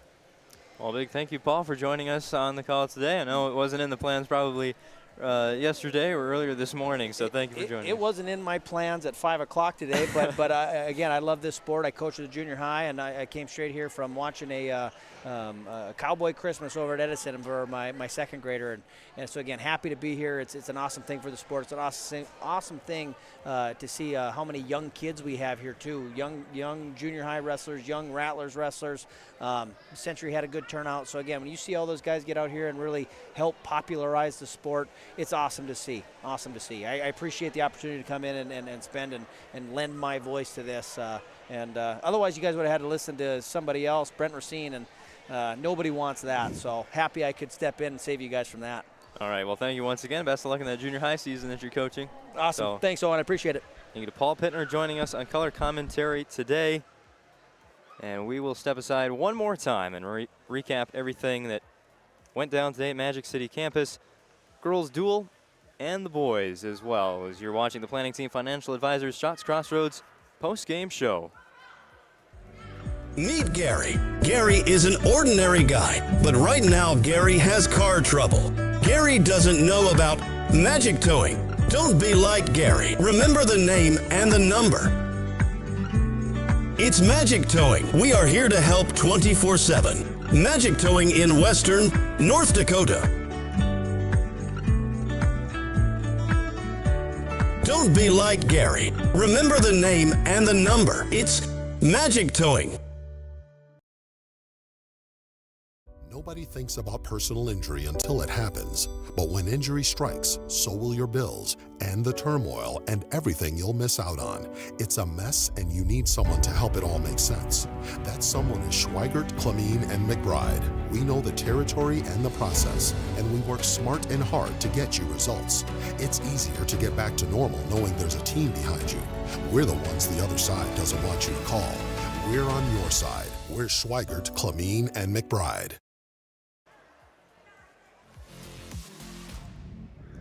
Thank you once again for sticking around for the Planning Team Financial Advisors Shots Crossroads post-game show. One final look at what went down today. Starting off in the girls' duel. First of the year for Minot High, and it went well. Final score was 54-18. All decided by pins, 6 points. In every single match we had, it started with Denisha Moore.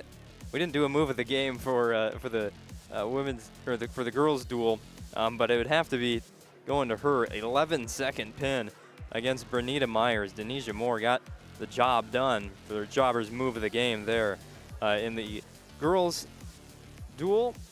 After that, Century did take a bit of a lead, but it was those open weight classes and forfeits that gave Minot a lead too great for the Patriots to overcome. Minot High gets the win 54-18. On the boys' side, it was full weight classes from 107 all the way up to 285, and it was a good one. Bismarck Century got out to 33 straight points. It was Martin, Iverson, and Piotz getting things going for the Patriots. Elijah Piotz had a really good match against Juan Goodvin. Seamus Kuklik picked up 4 points as well, the 127-pound weight class. Dane Nelson stepped in at 133. He got the pin in a minute 12 against Caden Fillion. Followed that up with Ethan Kuntz adding 6 more points for Century with the win over Dalton Dakota in 3 minutes 42. And then it went back to a 3-point addition for Adam Wild for Century. Picked up the 8-1 decision over Brock Thompson. Minot finally got on the board thanks to Caden Kraft with his pin of Hunter Helgeson. But it was too little too late for the Magi as Braden Morris would pick up a huge 2 points over DJ Jones in a battle of top 5 ranked wrestlers. 2-0 decision, a very tight match, one that Paul gave the Jobbers move of the game to. Minot would rattle off 12 more points later on at 172. Noah Bledsoe in 51 seconds took down Tyler Myers, and at 189, Tucker Nelson in 28 seconds took down Grant Carlson. After that, Ole Taylor finished off Lincoln Brooks with a 10-4 decision to add 3 points to the Patriots score, and Isaiah Quan finished things off with a third period pin of Joe Brystedt at 285 pounds, and that all adds up to your final score tonight. Bismarck Century 44, Minot 18. Well, with that will do it for our broadcast today. Want to fill you in on some of the upcoming broadcasts on the PSP network, because we got a lot of them now that the winter sports season is underway. Tomorrow, girls and boys basketball doubleheader at Bismarck St. Mary's as the Saints host the Horace Hawks. Hawks getting their season underway on Friday night. Action starts at 5:30 from Bismarck. And then up here in Minot, girls hockey, the Jamestown Blue Jays come to town. 7:30 puck drop there on Friday. Saturday, more action. It's a Minot High basketball doubleheader starting at 4 with the girls facing the Davies Eagles and the boys hosting Dickinson. That's a look at the upcoming broadcast this week on the PSP Network. Once again, thank you for joining us tonight. For my color commentator, Paul Pittner, I'm Owen Patterson. Thank you for tuning in. Remember to subscribe, promote local athletes, support what we're doing here at the PSP Network. We appreciate you very, very much. One final time from Minot High School, Bismarck Century picks up the win in the WDA Boys Duel, 44-18 over Minot. And with that, have a good rest of your day, and good night, everybody.